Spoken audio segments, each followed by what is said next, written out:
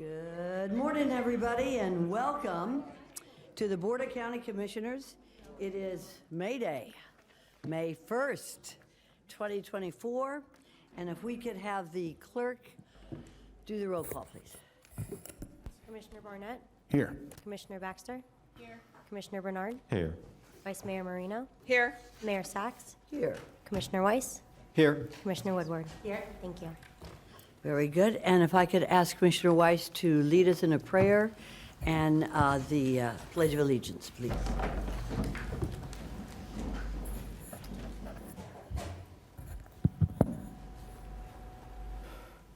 Father, help us to be sensitive to what is happening to those around us. Make us aware of the concerns of others and guide us through the decision process that is before us today. Give us the strength and courage to do what's best for all those who come before us. Amen. Amen.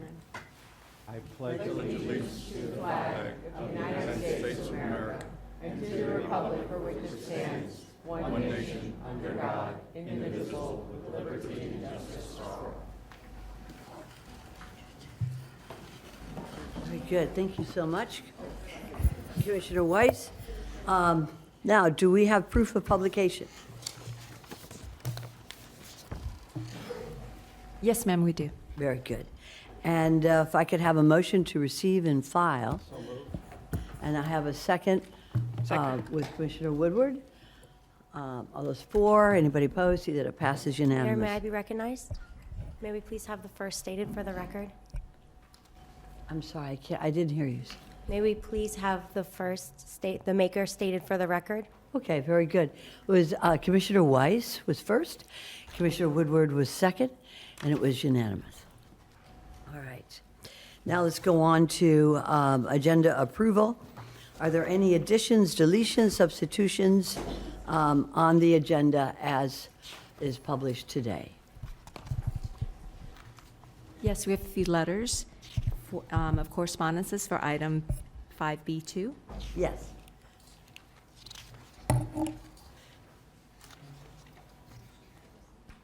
And if I could have a motion to receive and file at this time.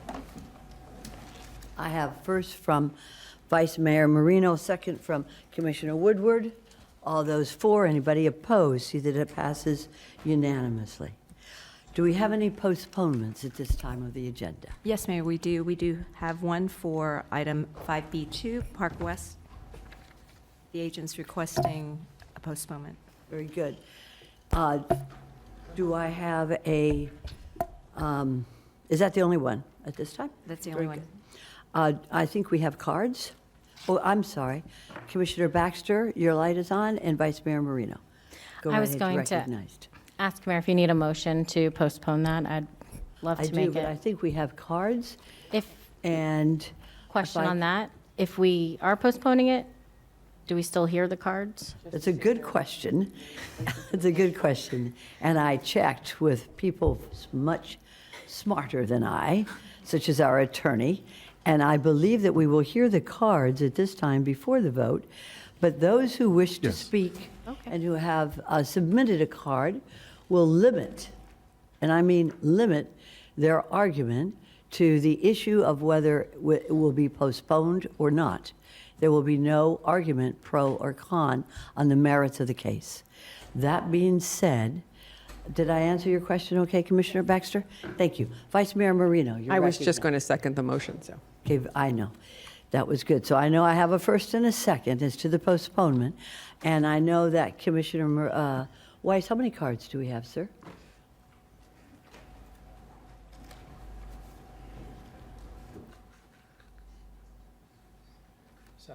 Seven cards. All right, when your name is called, we have two podiums. Come on up and be recognized. Dagmar Braz, Barbara Roth, Gail Ladd, and Maria Balatovis. Your name is called. Come on up, Ms. Braz. Good morning. You're recognized, ma'am. Hi there, my name is Dagmar Bross. I'm strongly opposed to the postponement of this project. Staff, first of all, has recommended not to initiate the project to begin with. And even if it is postponed to a future date, there is nothing that can be tweaked enough to make this project viable, needed, or wanted in the Ag Reserve. Please do not postpone. Thank you, Ms. Bras. Good morning. Good morning, Mayor, Vice Mayor, Commissioners. Barbara Roth speaking on behalf of COBRA. To the issue of postponement, COBRA feels very strongly that this issue should be heard at this time. Obviously, our feeling is that it should be denied at this time.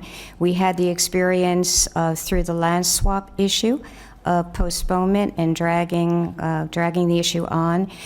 We feel very strongly, for the sake of our member communities who are directly affected by this on Lyons Road and everyone in the area of Atlantic and the county in that western section, that this be voted upon today. You have voted for postponement, but we would urge you to consider, if this comes back in August, for complete denial. Thank you. Thank you so much, Ms. Roth. Good morning, you're recognized. Hi, good morning. I'm Gail Ladd from Jupiter, and I ask that you, short and sweet, deny the postponement. Thank you. Thank you so much. Ma'am, you're recognized. State your Good name. morning, Maria Pisano. I also ask that you please deny the item rather than postpone the vote. Thank you. Thank you, ma'am. Next will be Linda Smith, Alexandria Larson, and Drew Martin. Good morning, Ms. Smith. Linda Smith, Jupiter, Florida. I feel like I'm playing the lottery. We got a 50-50 chance here. I am also asking you not to postpone this. I'm not sure if that's opposing or That's or quite at all right. this We point. get it. I would like to hear it today. We are all here. We're all ready. And we're going to let the chips lie. Thank you. Good morning, Ms. Larson. You're Hi, recognized. guys. I tell you, reading these agendas is overwhelming anymore. And they are. They're asking for a postponement. It's why? The staff has recommended denial. I don't know how we could tweak, shave, wax.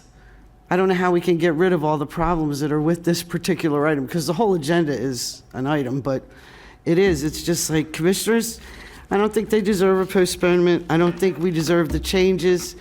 And staff is recommending denial. So there's already they know there's a problem. The applicants know there's a problem, and everybody here knows there's a problem.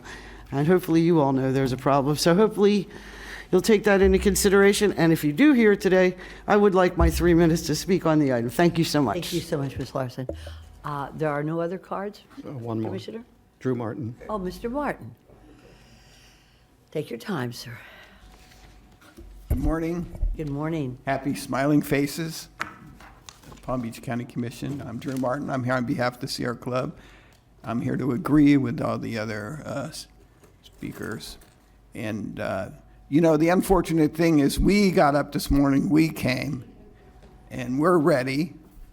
And they obviously counted the votes, and they're not going to win today, so they want to postpone it, which means, what do we have to put off all our plans for this summer? Because, of course, this will come up at the most inopportune time, probably 2 days before Category 4 hurricane, and nobody can get here, and the streets are all underwater.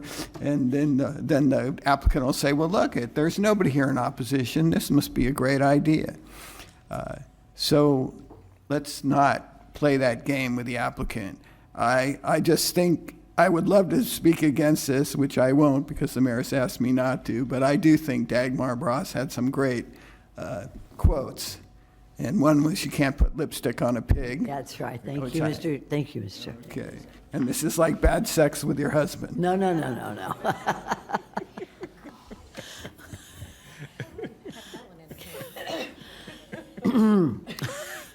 Are there any other cards?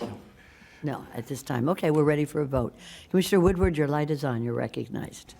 I just have a question for staff, or I guess the attorney. If we were to deny the postponement, hear this item, and we were to deny it because it's a text initiation, What would that do? Is this one of those where it kicks it for 2 years, or is this something where they can come back anyway? No, since this is just an initiation, they would be able to come back within, basically whenever they want, try to bring it back. Commissioner Barnett, you're recognized. Thank you, Mayor. I was just asking if the applicant will have a chance for a rebuttal.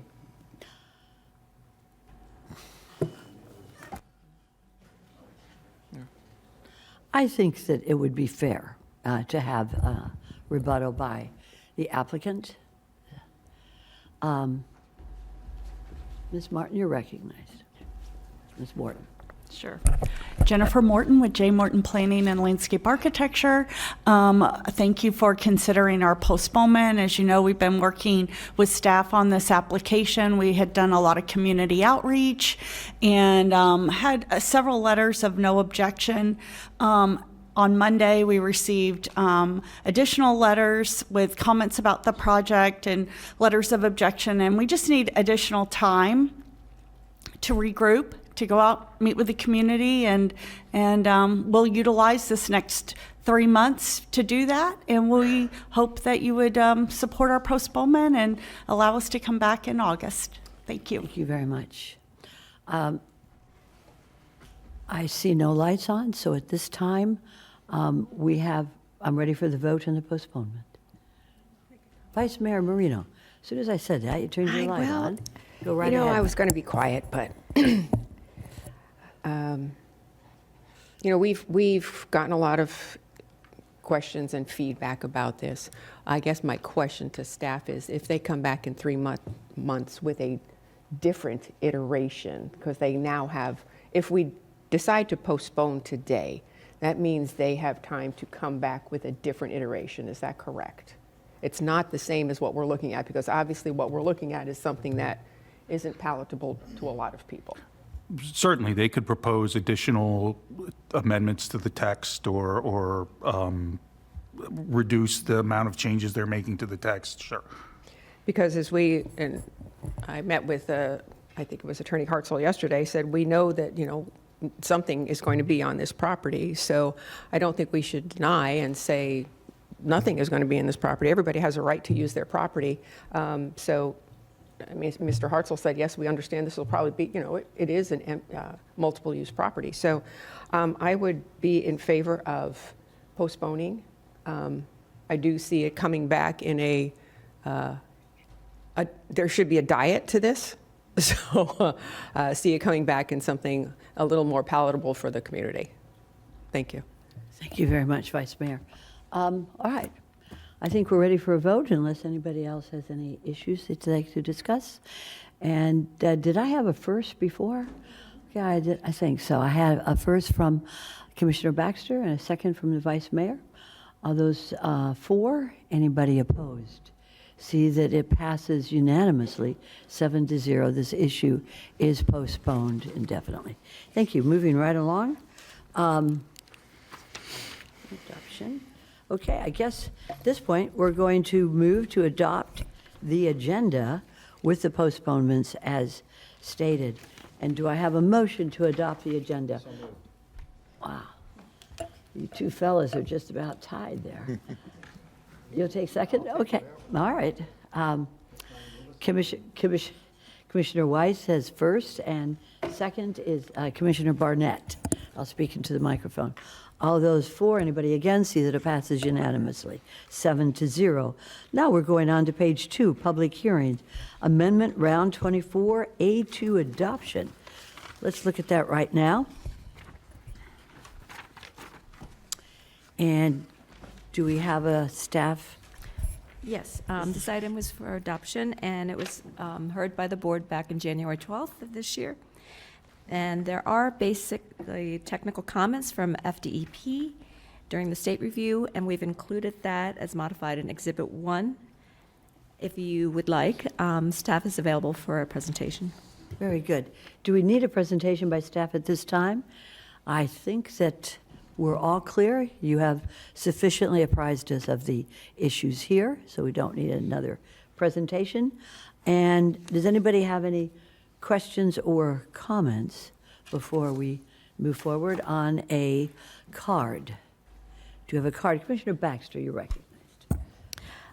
Forgive me, Mayor, but thank you for recognizing me. In January, we had heard this, and it's considering the feasibility of providing sewer service within 10 years for developments of 50 lots and less than 1 acre.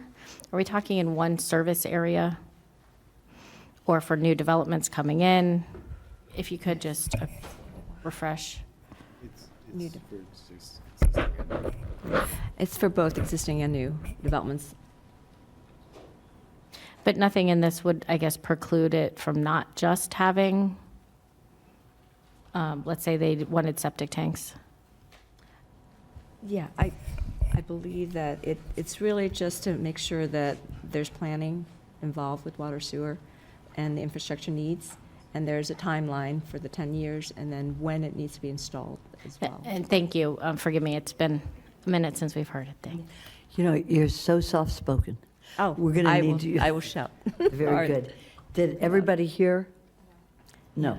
Okay. I wonder if you could repeat your answer. so Sure, they could- it's really for both existing and new developments, and it's really, it allows government agencies to plan for infrastructure needs within the 10-year and provides timeline when those needs will be delivered. Okay. And I understand your concern, Commissioner Baxter, and I share it, but I do know that the state legislature is moving forward slowly, but moving forward on transferring septic to sewage. And with that, there should be some reimbursement, some monies for those of us who have septic that would transfer over to sewage, because it's not cheap. But this is good that we have a county policy as well. Right. Very good. All right. Any other questions or comments about this issue? Very good. Seeing none, I think we can move forward on a vote. And we do, I'm sorry, Ms. Larson. Come on up. I'm going to have you sit a little closer to the front. That's okay. I've been sitting in that seat for 25 years. Go right ahead. Just have a little plaque on it. When I read sanitary sewer, I want to throw up. No. I do. It's just a joke, because out where I live, we have septic tanks. They removed a bunch of septic tanks up there in the north part of the county, saying that it was part of the leakage into one of the canals and everything. And later on, they still had the Soylent Green and everything else still happening. Because if you take care of your septic tank, it's a good thing, you know? And sanitary sewer just cracks me up, because we blow it out into the ocean.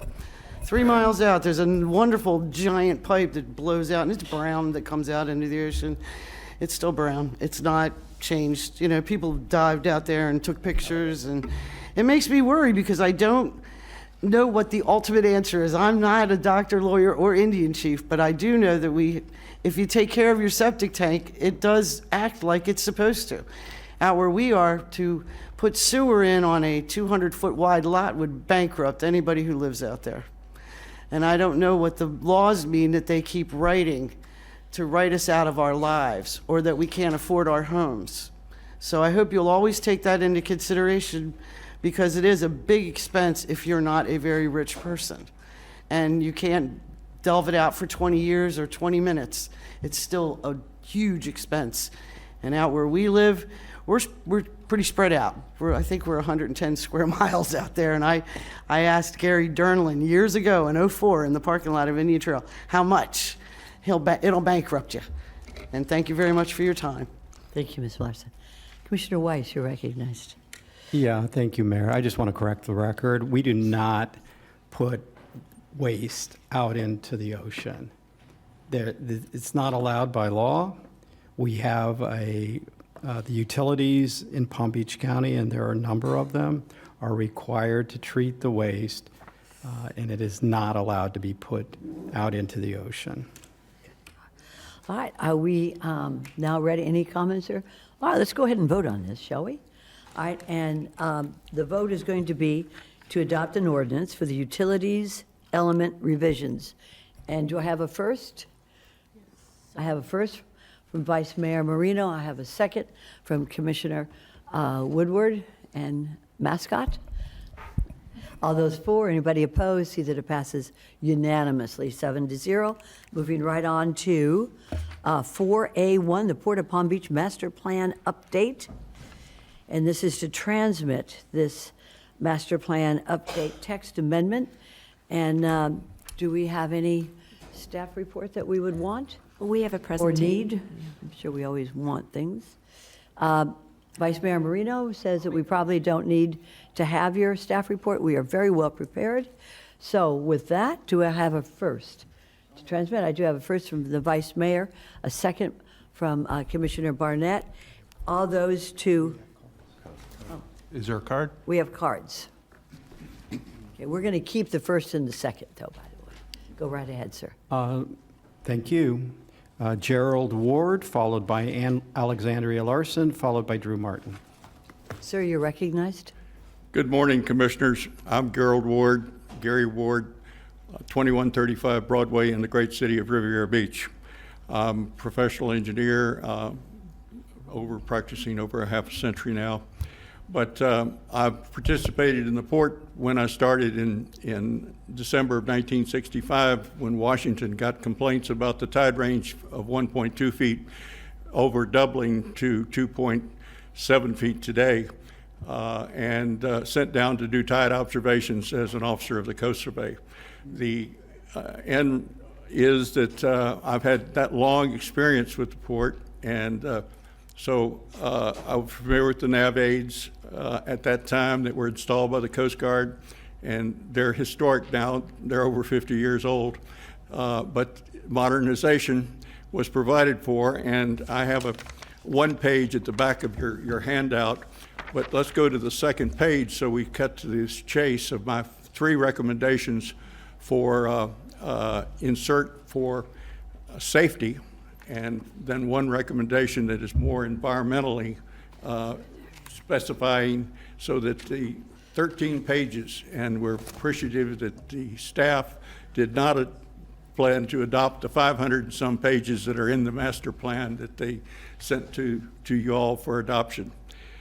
It's a transmittal hearing, so it says we go to Tallahassee to get advices of lower level government, the Department of Commerce, plus the adjacent agencies of DEP, Fish and Wildlife Conservation Commission, all will come back with. So the 4 recommendations that I could suggest we include in your transmittal will give the state some opportunity to comment on, let's get something done effectively for safety. The first is something that in 2014, Congress adopted an $83 million Corps of Engineer project, public works project. Then they turned into a $25 million project by the U.S. Coast Guard to study and rehab all of the aids. Those 2 authorizations are still effective, so let's put that in the master plan so that they get it done before the money runs out, or the authorization runs out. Number 2, in 1991, NOAA established the PORT system, PORTS. It's a real-time environmental oceanographic monitoring system. It was done for Tampa Bay for the 3 ports there. It's subsequently been done for Miami, Jacksonville, and Port Everglades. But the most needed port is Port of Palm Beach. We have the Gulf Stream current that needs to be monitored immediately off the jetties. Number 3, in the process of long delayed, this should have been done in 22, we're now 24, the port towing, the tug assist company, and the port captains produced a report which is incorporated in my 23 June letter in your backup, but we'd like that to be considered also. And you last have 4, which is electrification and automation of the port. Let's talk about what we want done and get it done. Appreciate it. Appreciate including this. Thank you. Thank you, sir, and I appreciate your service with the port. Thank you very much. The next card is Ms. Larson. You're recognized, and after that, Mr. Martin. When I was reading the backup on this, And we do have pipes going out. They got an extension until they fix everything, Commissioner Weiss. They're still Ma'am, out let's there. just But move anyway, now on no, this no, no, issue. but when I get scolded, I Let's want take care to of clear it. my Go name. right ahead. But one of the biggest words that was in the backup was bogus. I started laughing when I read it because really, this is something you really should be involved in. Because our ports, there's so much wrong with our environment. And right now, Florida seems to be in economic development mode. And damn the environment. And I know we need to start looking at the environment. We really do. I mean, what our Gulf Stream, the way the waves go, everything that happens in our county is so important, commissioners. And this is a really important one. And I know what scares me is the economic development usurping the environment, because it seems to do it in a lot of documents recently. It'll be before environment, or before the people, or before anything. So hopefully that'll be something, because I won't mention everything that I read in the documents, but the port is very important. I understand that, but so is the environment and the wildlife and everybody else. So please take that into consideration. Thank you, Ms. Larson. Mr. Martin, you're recognized, sir. Drew Martin on behalf of the Lux Edge Group of the Sierra Club. I just thought some of the backup, and Ms. Larson brought it to my attention that the Inland Navigation District was complaining about the information provided by the port. At least that was the interpretation I got. So I think maybe you should ask them what they object to before you transmit this. The main concern we have is, first of all, electrification. Yes, when you have the diesel fuel, which is very dirty, being used in the port, the ships should be hooked up to electrification so they can run their own power off the land, and they're not using the dirty fuels on the ships. We don't want to see any major dredging projects which are harmful to the reefs, and the turbidity comes from these projects. So it's while we're sympathetic, it's important that you utilize the existing channels, and that's important so that you do not open up the port to large dredging projects that are going to damage the reefs. The other thing is the right whales have been, the calves have been killed by ships moving too quickly. I suggest that in something in the port, that you instruct the port to have ships slow down. And if NOAA is involved in monitoring the whales, which they should be, then there should be attempts to determine if there are right whales in the channel when the ships are coming in and out, so that the calves are not killed. There's only about 100 some right whales in the world today, and every time you lose a calf or injure a mother, it's a serious environmental issue. So those are some issues which I hope you will consider as you transmit this. Thank you. Thank you very much, Mr. Martin. If there are no more cards, we have a first and a second. All those in favor, anybody opposed? See that it passes unanimously, 7-0. Thank you very much. All right, we're going to move right on to 4B1, Central Park Commerce Center, MUPD. And at this point, do we have any anybody here who would like to hear a staff report?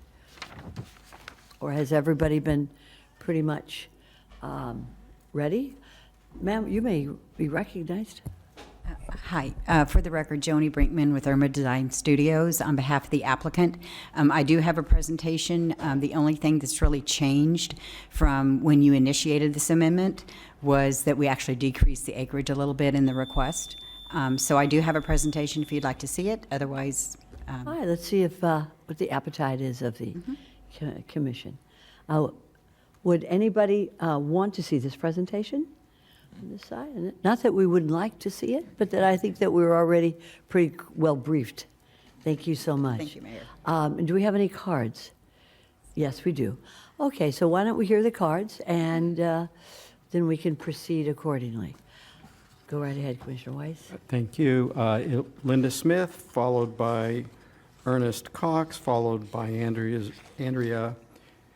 Alexandria Larson, followed by Drew Martin. Very good.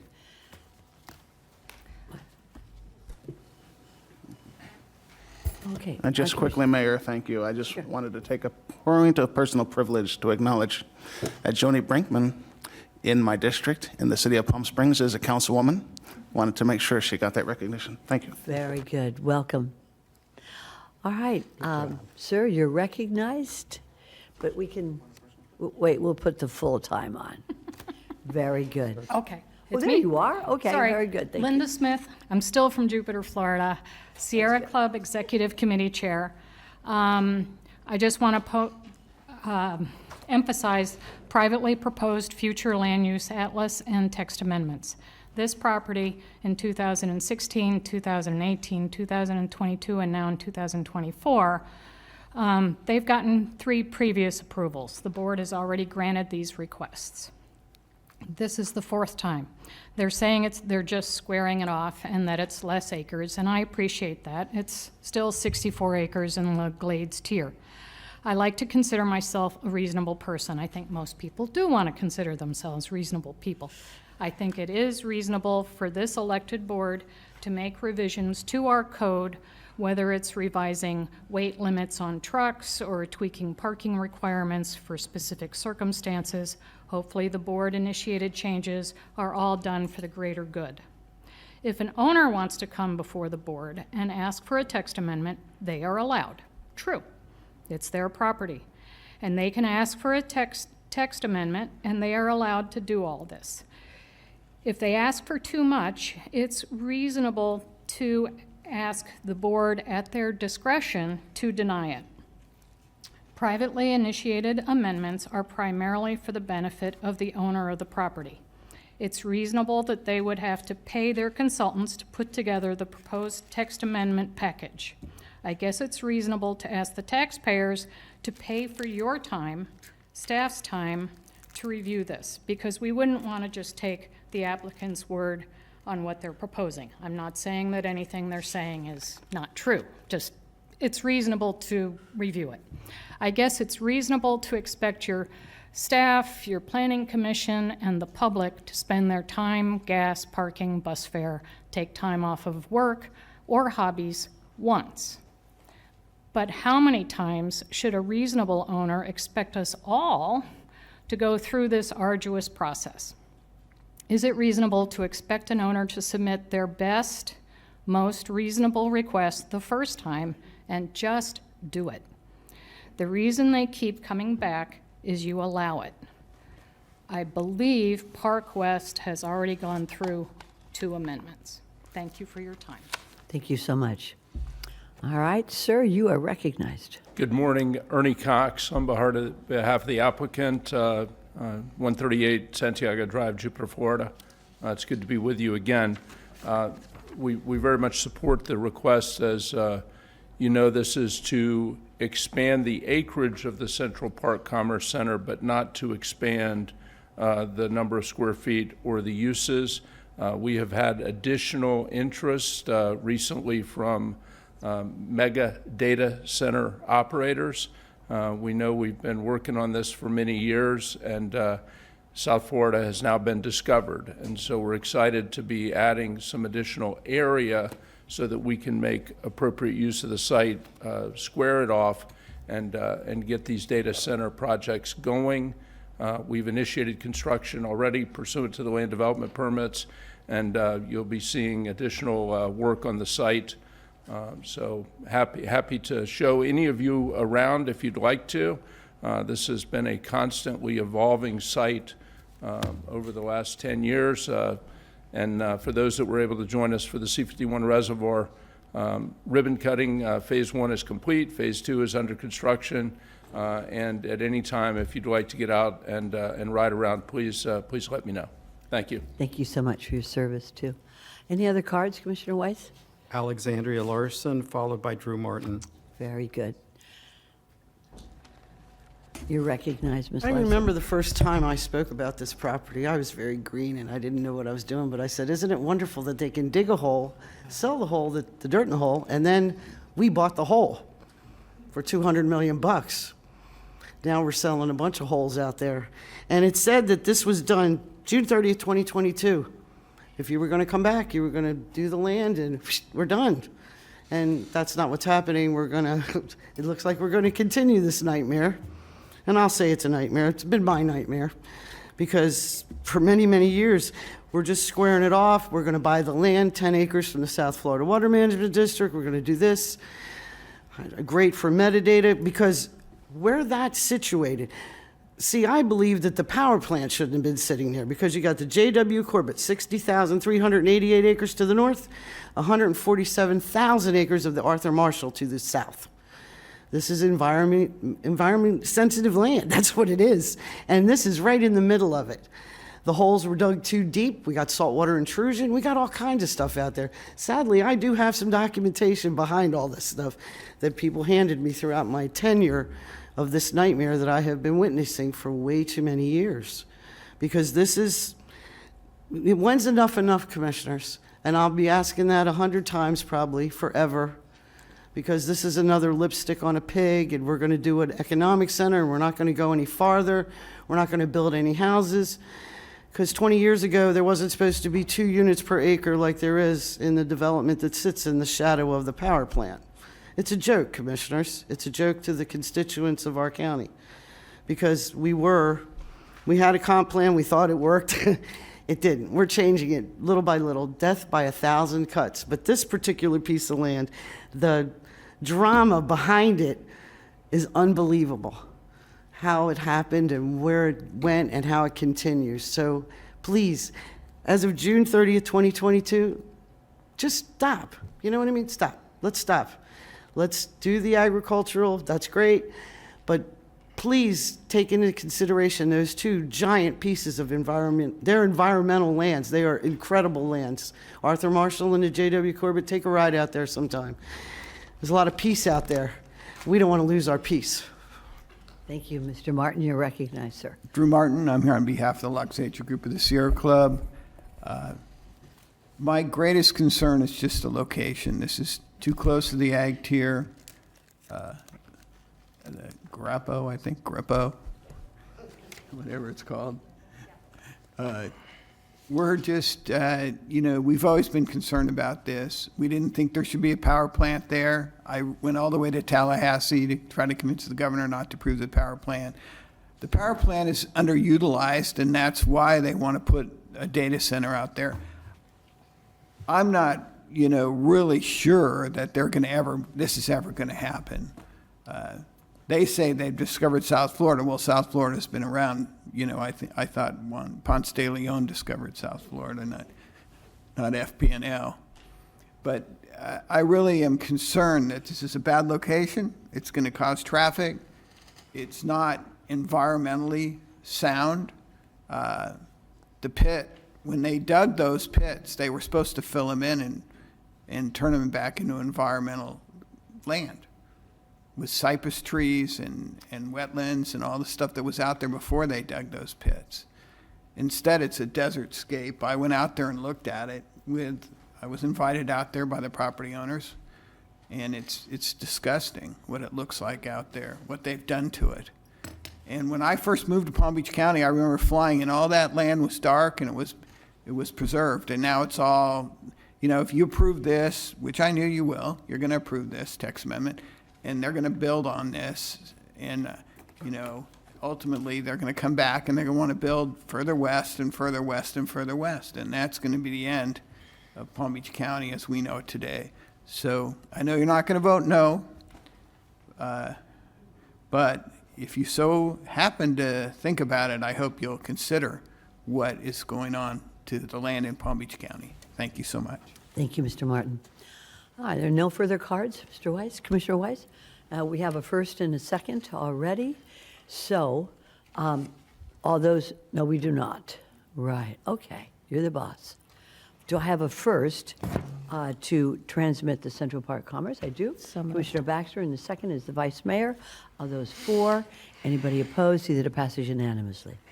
Very good. Moving right along to the regular agenda, and we're looking at environmentally sensitive lands text initiative.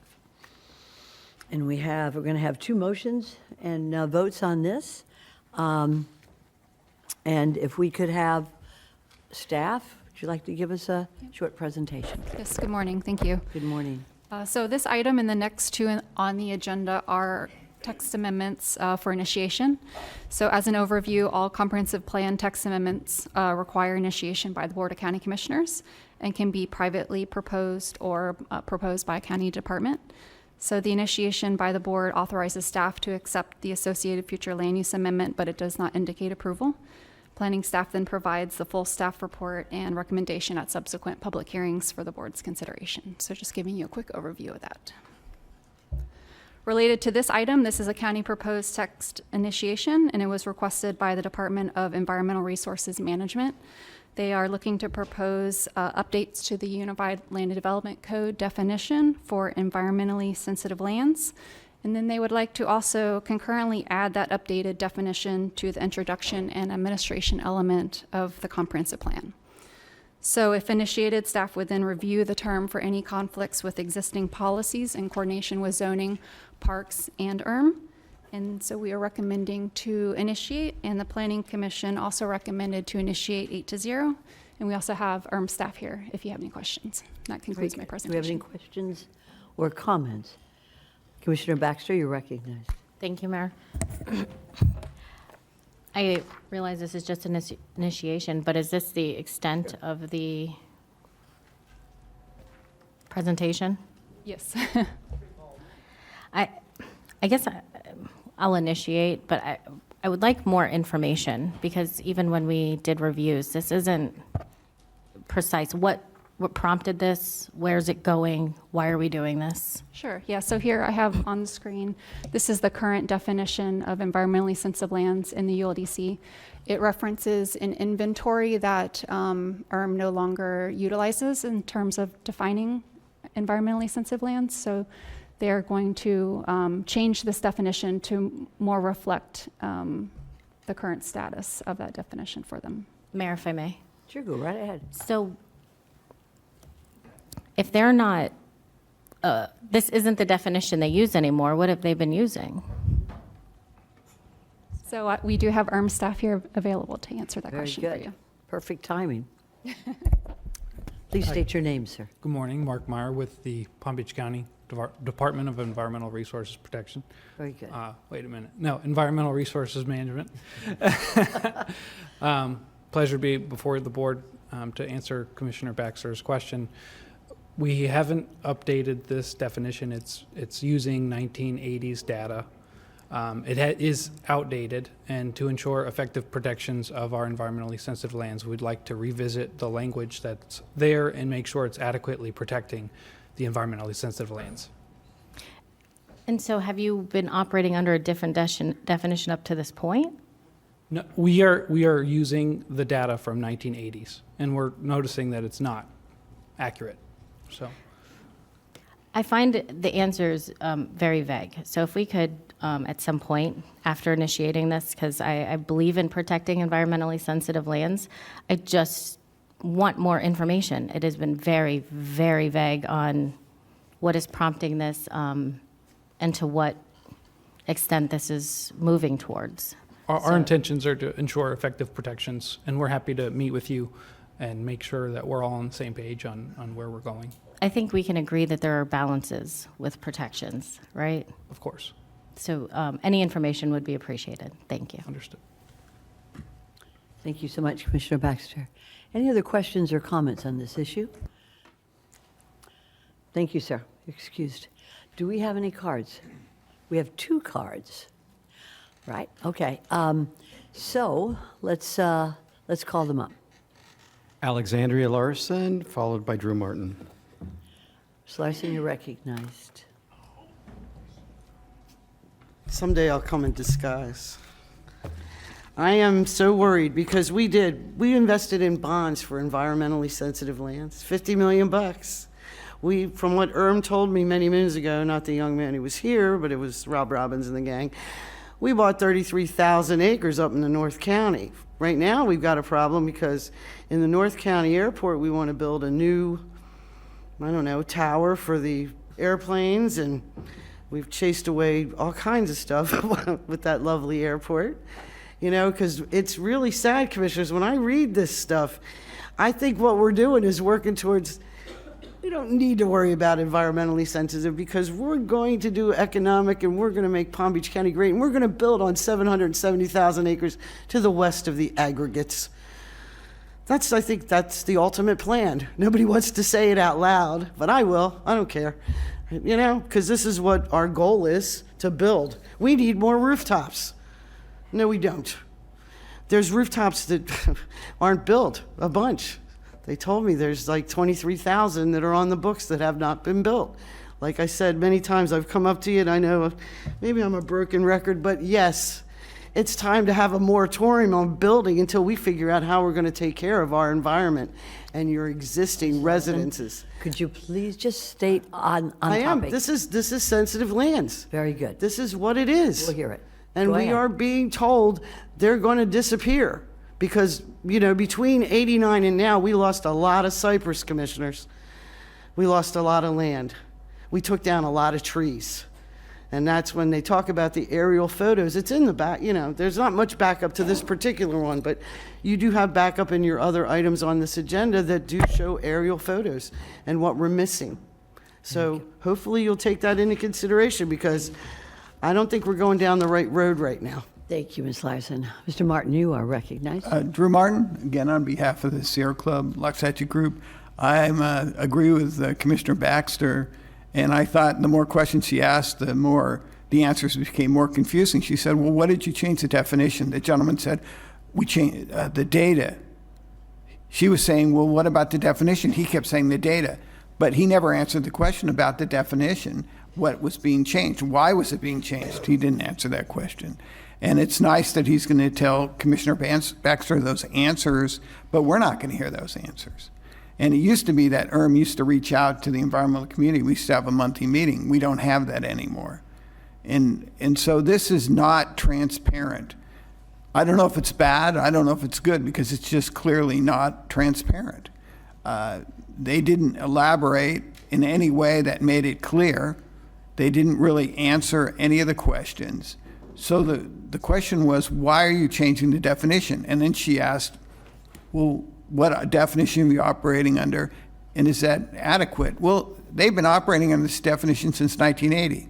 So if we do the math, it seems like 45 years, if I did that correctly.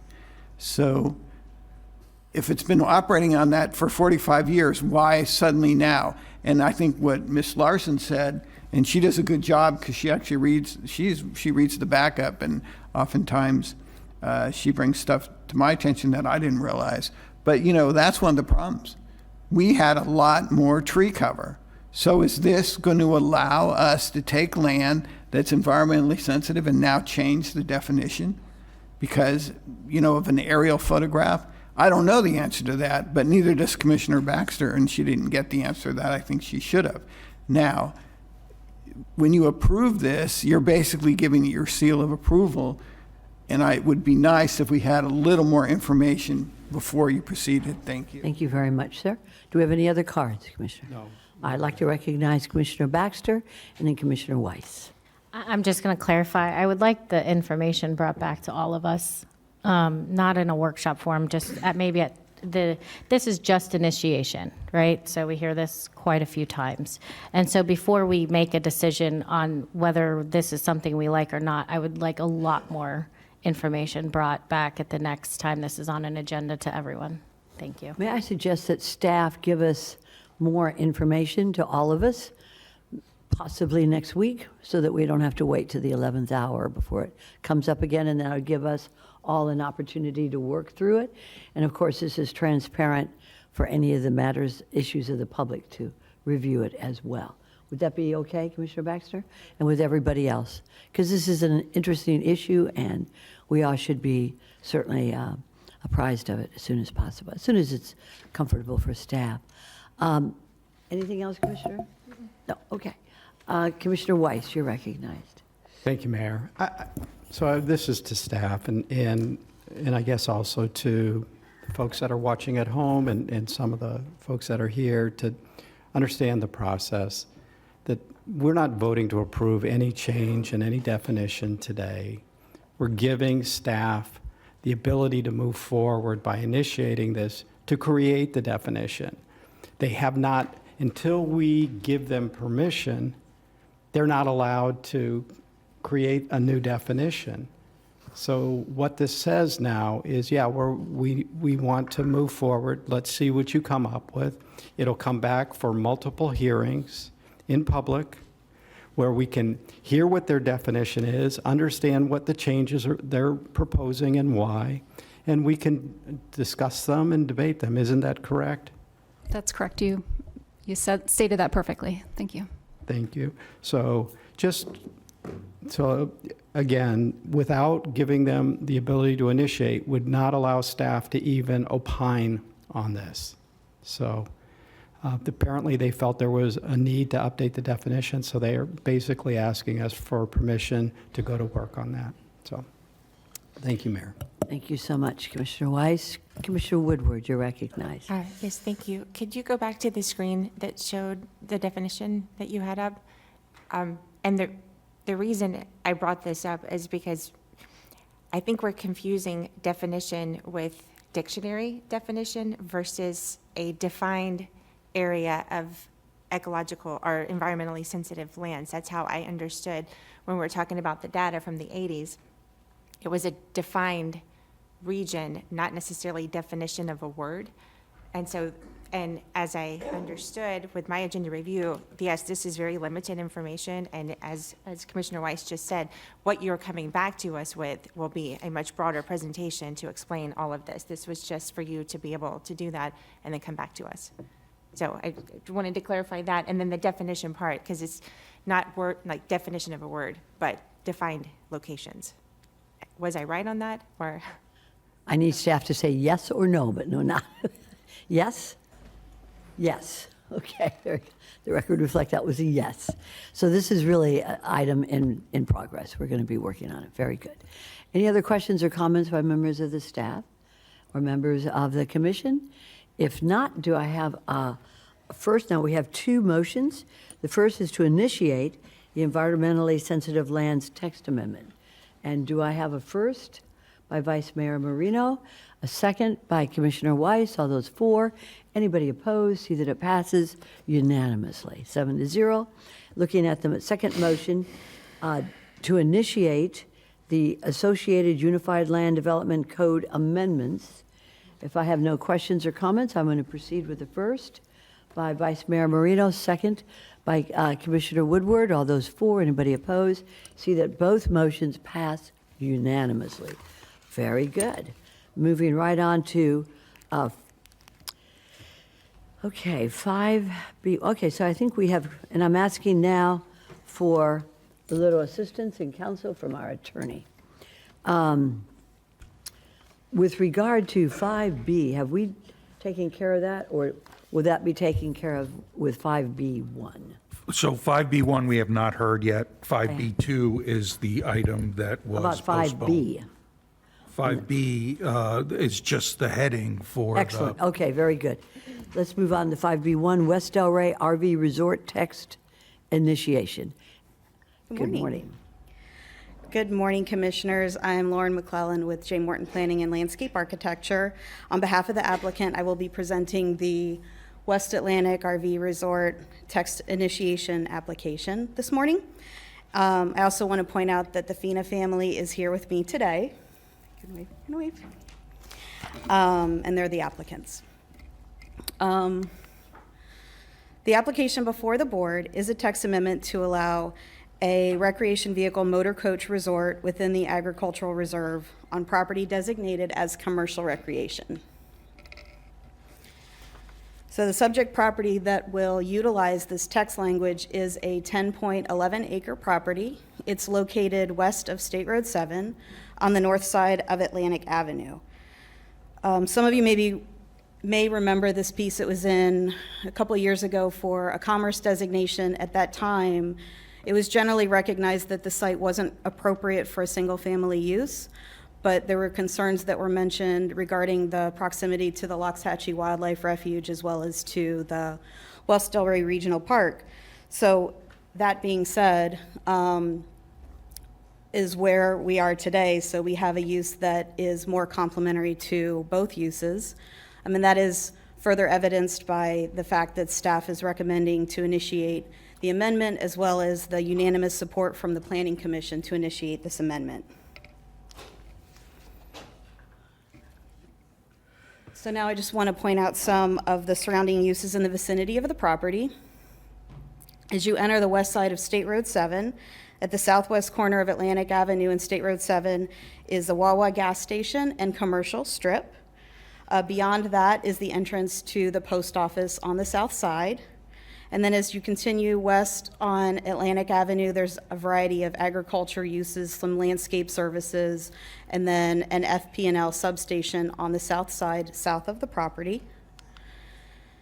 And then immediately to the west and north of the subject property is the West Delray Regional Park. And then further to the west of that is the Loxhatchee Wildlife Refuge.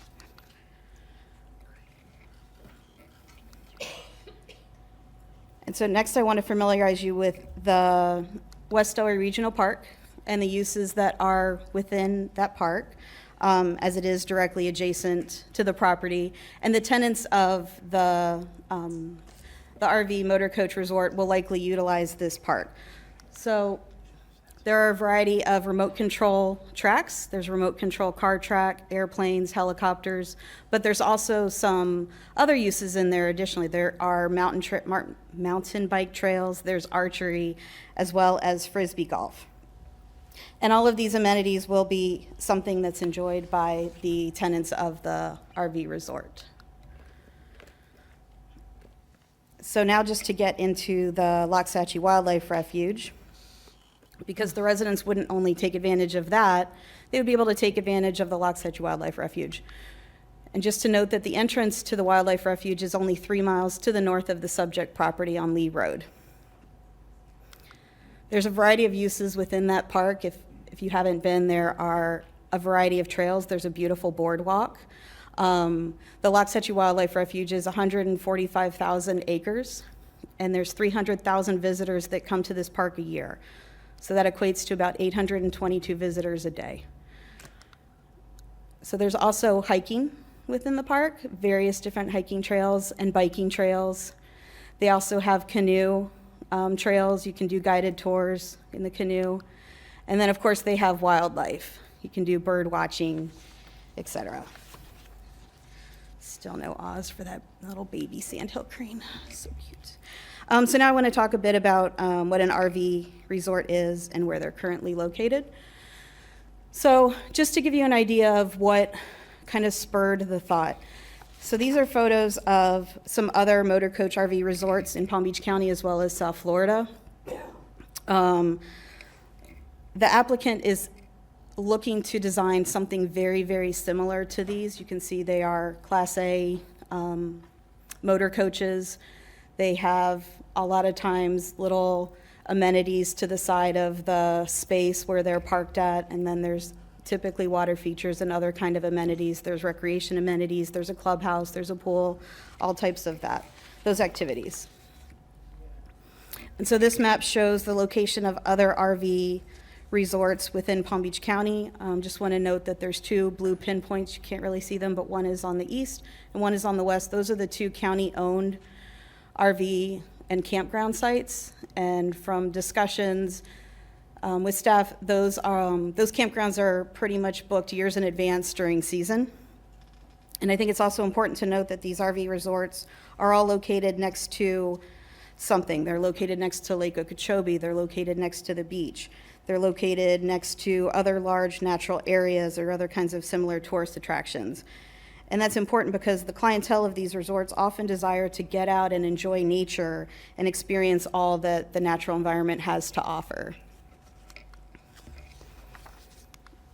And so now to get into the text language. In order to develop the motor coach RV resort, this text change is needed.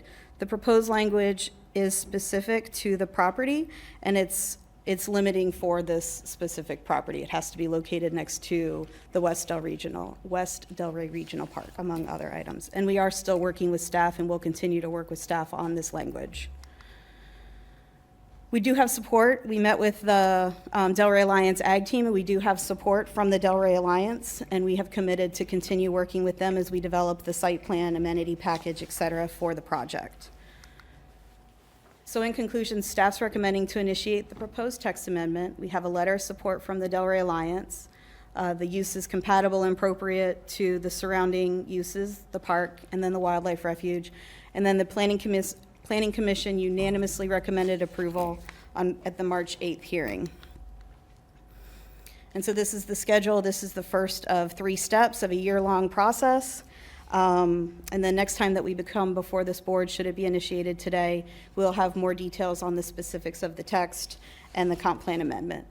And should you have any questions, I am available. Very good. Thank you. Do we have any questions of the applicant or questions at this time? I do. One of it. I just want to confirm that there will be sewage and water applicable to the folks who are at the RV camp. Yes, so that we will have to extend water and sewer lines to the project, and that will come during the site plan approval process. Good, okay. I'll be sure. Any other questions or comments? No? Okay. Oh, yes, Commissioner Woodward. Thank you, Mayor. I did have one question after we met. I forgot to ask, since this is going to be close to the refuge, is the planning to kind of replicate what's in the refuge as far as like native vegetation, try to kind of capture some of that into the RV park? Yes. Or- Yes. Okay. Very good. Okay. All right. See none, so we have a couple of cards. Just thinking, maybe we should hear from the staff first, and we go on to the cards. Yes. Yes, I think that's an excellent idea. Yes, Go right Jerry, ahead. Jerry Lodge is here from Planning Division. If Very good, thank you.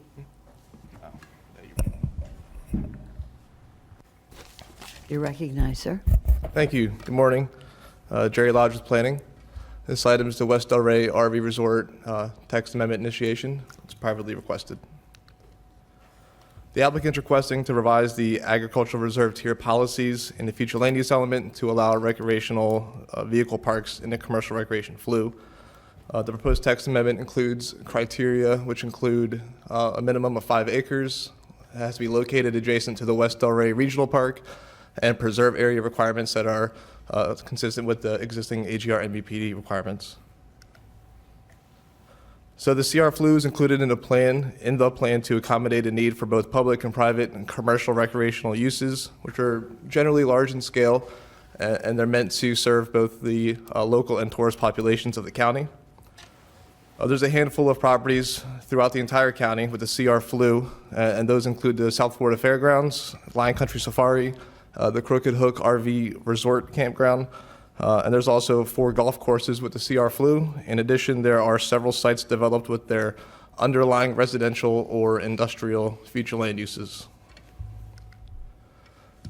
For the agricultural reserve tier specifically, the master plan consultants recommended allowing golf courses within the ag reserve to preserve visual open space, which led to the CR FLU being permitted within the tier with the provision that only freestanding golf courses are permitted on properties designated with the CR FLU. To date, there's no freestanding golf courses within the ag reserve tier, so no properties in the tier currently have the CR FLU. If this is initiated, the applicant will return in May with a full FLUA and text amendment request for a site just over 10 acres. It's west of State Road 7, just north of Atlantic. And this, as mentioned by the applicant, it has previously been in for a request to industrial, and it was denied by the board in 2022. And I'd lastly like to point out that the site is adjacent to the West Delray Regional Park, which is outlined in blue up there. The companion zoning application will request to rezone the site from AGR to either RVPD or CRE in order to develop up to 121 RV campsites, which is about 12 sites per acre. So these, in addition to that, the county zoning department is requesting ULDC initiated text amendments to clean up some of the code language related to RV campsites in general, and that's requested by the zoning division, not the applicant. So staff's assessment is that the proposed text amendment would limit the potential for additional RV campsites in a tier as a result of the location criteria. And finally, the initiation would allow the board to consider new policy direction. Staff's recommending to initiate, the Planning Commission recommended to initiate 11-0, and there's two motions before you. The first to initiate the comprehensive plan text amendments, and the second to initiate the associated ULDC amendments. Oh, and as mentioned, there is a letter from the Alliance of Delray where the mention should have been placed at your seats before today. Very good. Any questions or comments to staff? Seeing none, thank you, sir.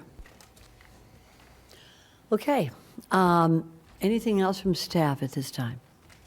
All right. We have cards, and why don't we have Commissioner Woodward, why don't you read the first card, at least the first two cards, and they'll be ready to be recognized. Okay, we have Krista Fine and Gil Ladd.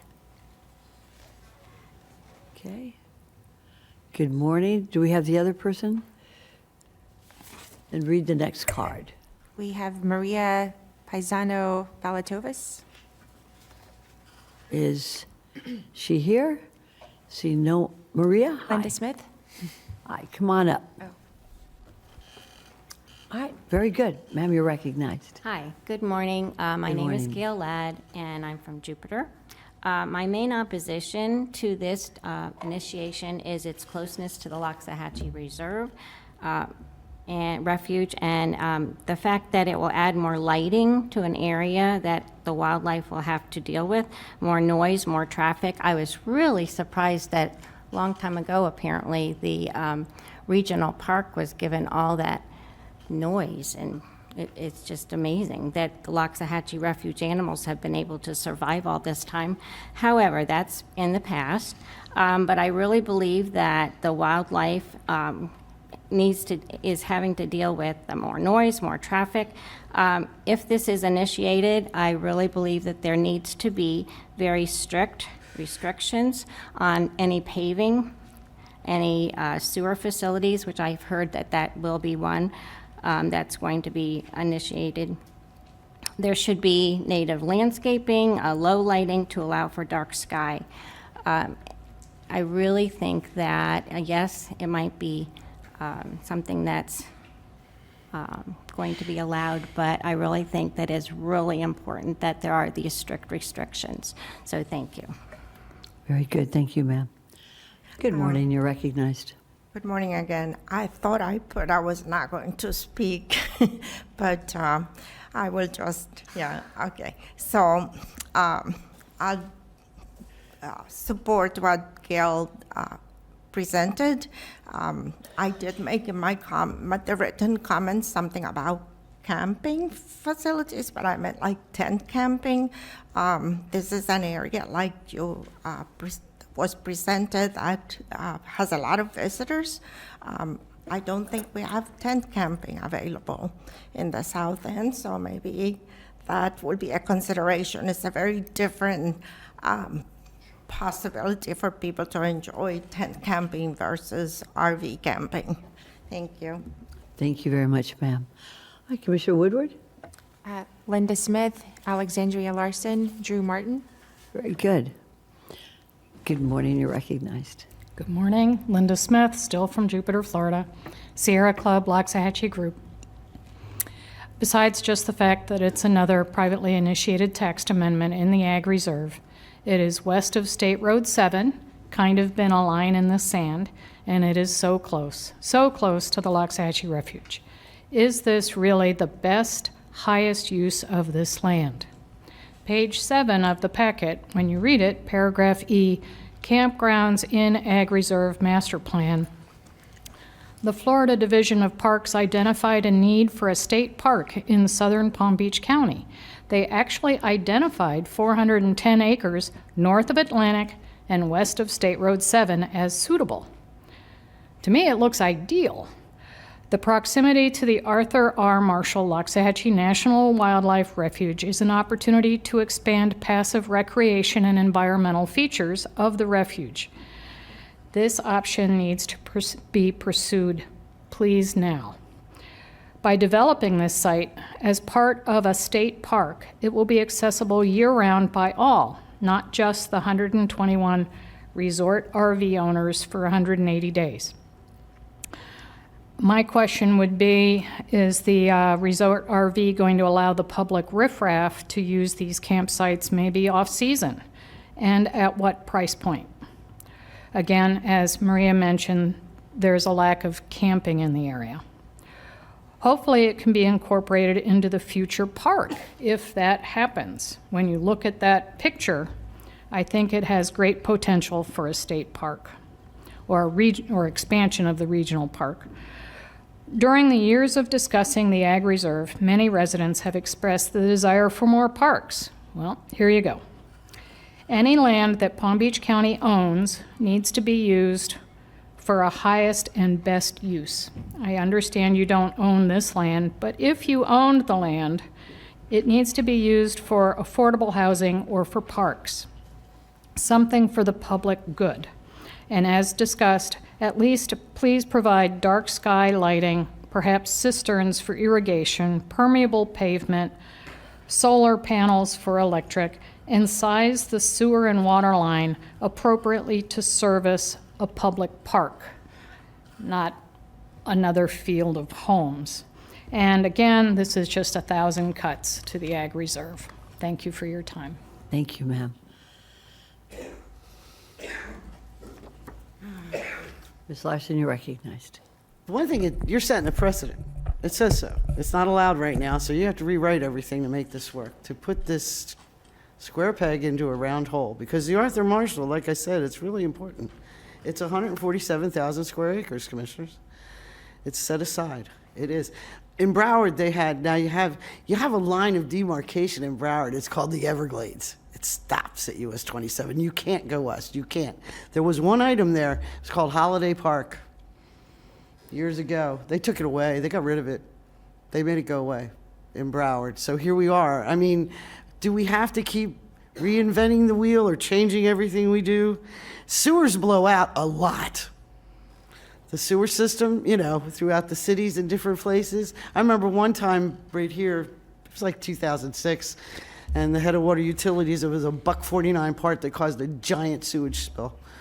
This happens, and the Arthur Marshall is really important to us. I mean, there's some people who really love the place, so please take it into consideration. Maybe sit down with everybody and try to think about this. Will it be part of the greater good? Maybe the woman has a really good idea over there. Maybe something that we've just got to stop, because when they show, I want to keep the green picture up there whenever I speak so I can reference it, because when you look at the picture, it's green or water. That's what's surrounding that area. That's it. So please take that into consideration, because we're losing our green space and we're destroying a lot. We have lost a lot of trees. We've lost a lot. So please take that into consideration. Thank you so much, Ms. Larson. Mr. Martin, you will be recognized in a minute. You're recognized, sir. Okay. Drew Martin, I'm here on behalf of the Los Angeles group of the Sierra Club. I want to thank Gail and Maria and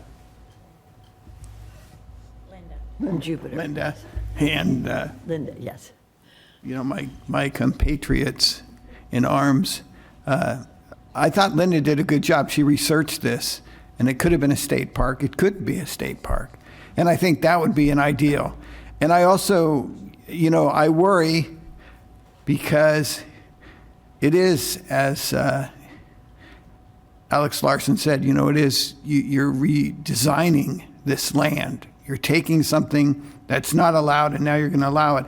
And basically, the idea that you're not going to allow tent camping, you're not going to allow anybody who's not uber wealthy, because these giant RV things that you drive are expensive, and most people can't afford them.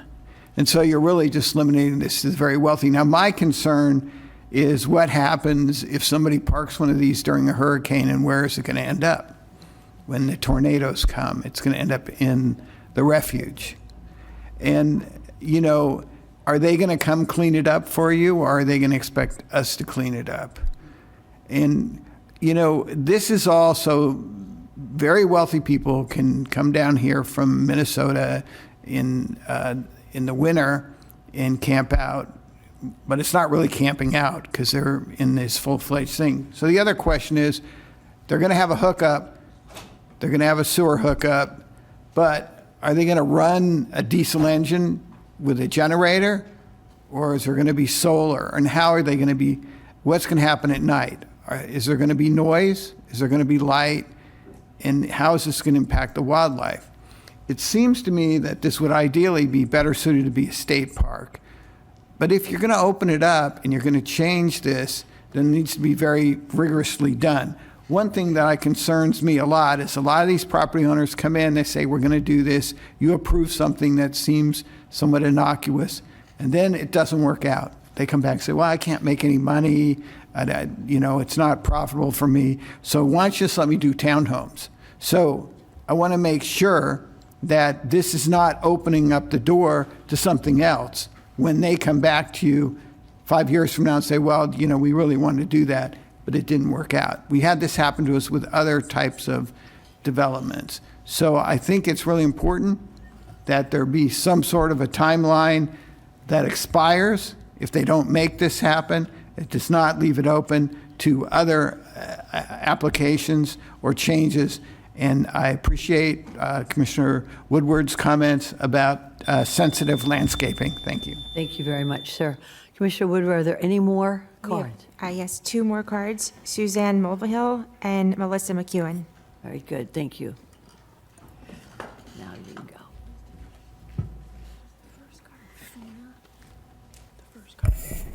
Good afternoon, Commissioners. Just 1 second. Commissioner Bernard, would you go ahead and start the clock? Go ahead. Want me to begin? Thank you. You're recognized. Good morning, Commissioners. Suzanne Mulvihill, former property owner in the Ag Reserve.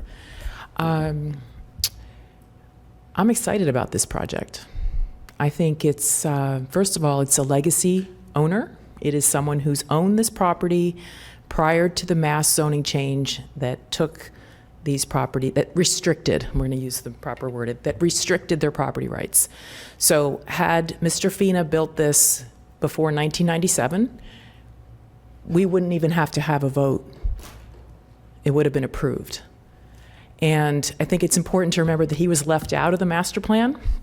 This is what we've been doing for 10 years. We no longer have Forced to Farm because we don't need it anymore.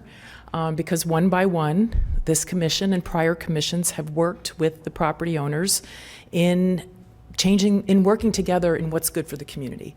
And I honestly think that this is a great use for this particular piece of property. I used to live on West Atlantic on the corner. Actually, I lived on my daughter's property for 7 years, from 2013 to 2020, and would bike ride regularly past Mr. Fina's property. And I think it's a great use. I really do. So congratulations for one more property owner meeting their needs and recognizing the legacy farmers. Thank you very much. Thank you, ma'am. Good morning. Hi, You're good morning. recognized. Thank you, Mayor. Good morning, Commissioners, Mayor, Vice Mayor. Melissa McEwen, 1270 Southeast 14th Court, Deerfield. As that was my mom. As she mentioned, we are previous landowners in the Ag Reserve, and we did have a pact called Forced to Farm back in the day. And I know Mr. Fina's family and story. I recall their previous application trying to do the commerce and their story with the property itself.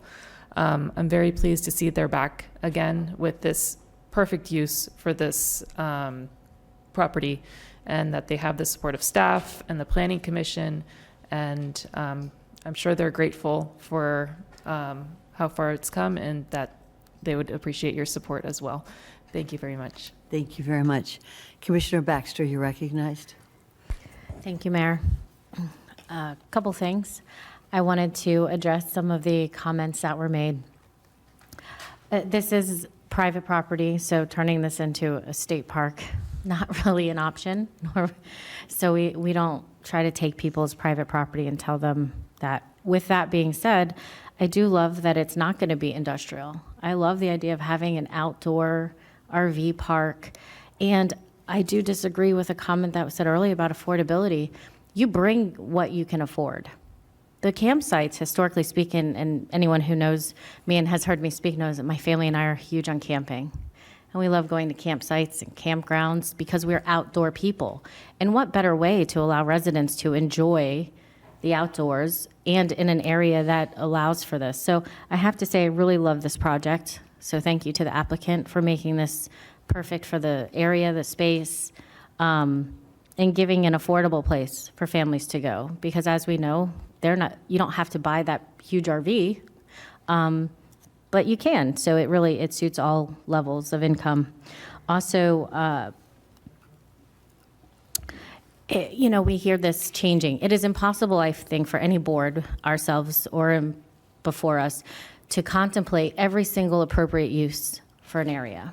So where it seems like we're always changing, we're evaluating what's needed, what's proposed, and what's appropriate, to the point of this board turning down industrial was it last 2022, I believe.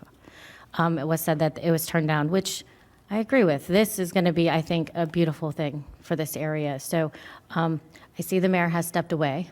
I would love to make the motion to approve this project and hear from other commissioners. Well, I will second, and I had my light on, so I'll put Commissioner Baxter's light off. And your time is up. I still haven't gotten used to this stupid thing. But I do appreciate everybody that wants to come and speak, and we do listen to what you have to say. And I want to thank our planning board. Dagmar, you're in the room. They have looked at this project. They felt that this was a appropriate use of the land. And if you're going to do something like this, do it near a park so people can use the park. As for becoming a state park or a county park, those are funds that are not appropriated at this time. They're not in our capital improvement project to be purchasing parkland. But I do believe that this is a very complementary and compatible use where it is.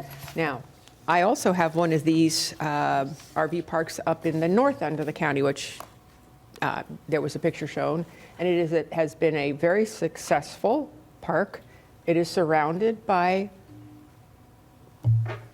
undeveloped land, and I have heard nothing but compliments about the park, about the RV park.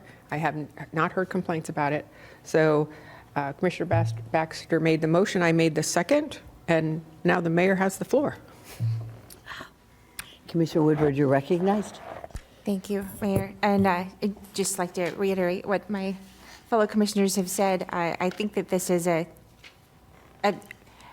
better use of the project or the property than what came before the previous board that I wasn't on, but some of you were. And that, as this is initiation, this gives us time to work with the applicant and make sure that we do address any of the environmental concerns next to the refuge and like make this the best potential park, because I think it could be a good asset for the area. And again, a lot of people visit the refuge, and this West Delray Regional Park could even see some improvements just from having this coming up nearby, and we could have some improvements there as well. So, yeah, thank you. Thank you so much. Any other comments or questions by members of the board? I have a few words to say. This is my area. I've been to the site and I visited the family. And I congratulate and I really thank you to Mr. Fina and his family for finding a suitable use for this particular area. It is difficult. This area is difficult. That road that leads from 441 and dead ends into the park is a work in progress. And I have made a commitment, and the private landowners made a commitment to us, to me as a county commissioner, for that area, that we will work together to clean it up. Because there's things on that road that probably should be removed, and certainly law enforcement will be addressing that issue. The landowner has already also made a commitment to me that we will work together on the applications so that anybody who wishes to use that campground, we will know that they are not sexual offenders or sexual predators so close to a park. We will also be reviewing the application for how the length of stay, the minimum and the maximum, and how they will use that RV park. So I am certainly for this.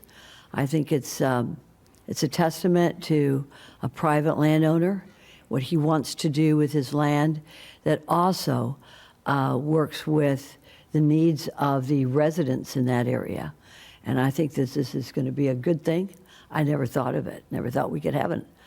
Some people call it glamping, I guess, or whatever it is. It sounds like a sort of a trendy idea. So I look forward to seeing it come back again before us with those issues that I just addressed a few minutes ago.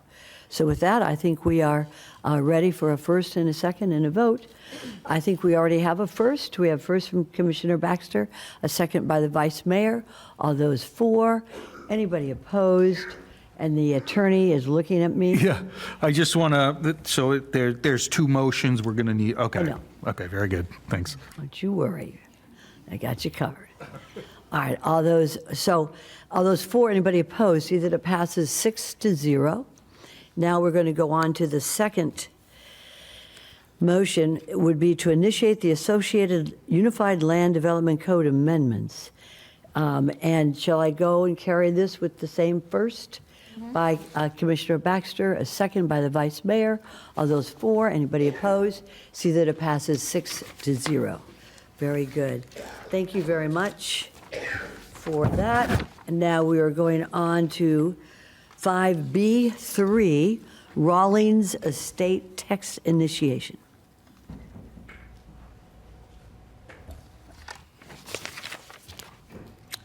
We have the applicant, sir, you are recognized. Thank you, sir. Morning, Madam Mayor, Vice Mayor, and Commissioners. Matthew Barnes, Senior Project Manager with WGI, here on behalf of the applicant. This is a privately initiated text amendment to create the Rawlings Estates overlay. The project, the overlay location, I should say, is just north and west of Lion Country Safari. So it's west of Seminole Pratt Whitney Road and also north and west of Okeechobee Boulevard. It is located within the rural tier and abuts the exurban tier on the east side of the overlay.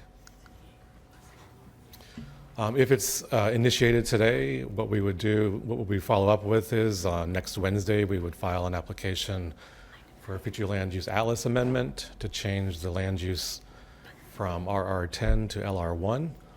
And then the following Wednesday, on the 15th, we would file a Class A conditional use application, which would basically be the zoning application for the preliminary subdivision plan, which I'll show you here in a minute. The text amendment is pretty simple. It's, it defines the boundaries of the overlay, basically. The purpose is to allow development on this property that is consistent with the lot pattern that's around it. And then right now there's 4 main criteria that's in the overlay, which is that we must file concurrently with the text amendment. We must file the land use atlas amendment and the zoning application so that the county can see exactly what it is we're proposing. The acreage must be a minimum of 100 acres. The property is 104 acres. The density is limited to a maximum of 1 unit per acre with no further increases through TDRs or workforce housing because it is in the rural tier. And then the minimum lot size shall be 1 acre. And regarding lot size, I do want to point out that, you'll see on the next slide when I show you the preliminary subdivision plan, we have 1 acre lots, but the property is 104 acres. We're proposing a maximum of 58 lots. You do the math, that's 1.79 acres per lot on a gross basis. So, in the acreage right next to us, to our east, those lots on average are 1.24 acres per lot, and those are, lot line to lot line. All the roads are in easements and the drainage are in easements. you can't build like that under today's code. So, you know, on our property, which I'll go ahead and go to the next slide, you can see, so we have an internal road, we have internal stormwater drainage, we have preserved wetlands, we have preserved uplands. All of those areas are not counted towards, you know, our lot areas, but yet they're still part of the property and part of the project. So we're actually, you know, less dense on a gross acreage basis than the acreage to our east. So this is the proposed subdivision plan. Again, this will evolve probably as we go through the zoning process, but for now, this is what it looks like. Again, 58 lots at the most. Most of the lots are concentrated on the north parcel. There are 2 different pieces to this property separated by a road that serves the Indian Trail Improvement District impoundment facility, with the majority of the southern parcel being set aside for an upland preserve, as well as preserving 3 distinct wetlands. The process is, you know, you're familiar with this probably, so if it's initiated today, again, in the next couple of weeks, we'll be filing the 2 applications, land use and zoning.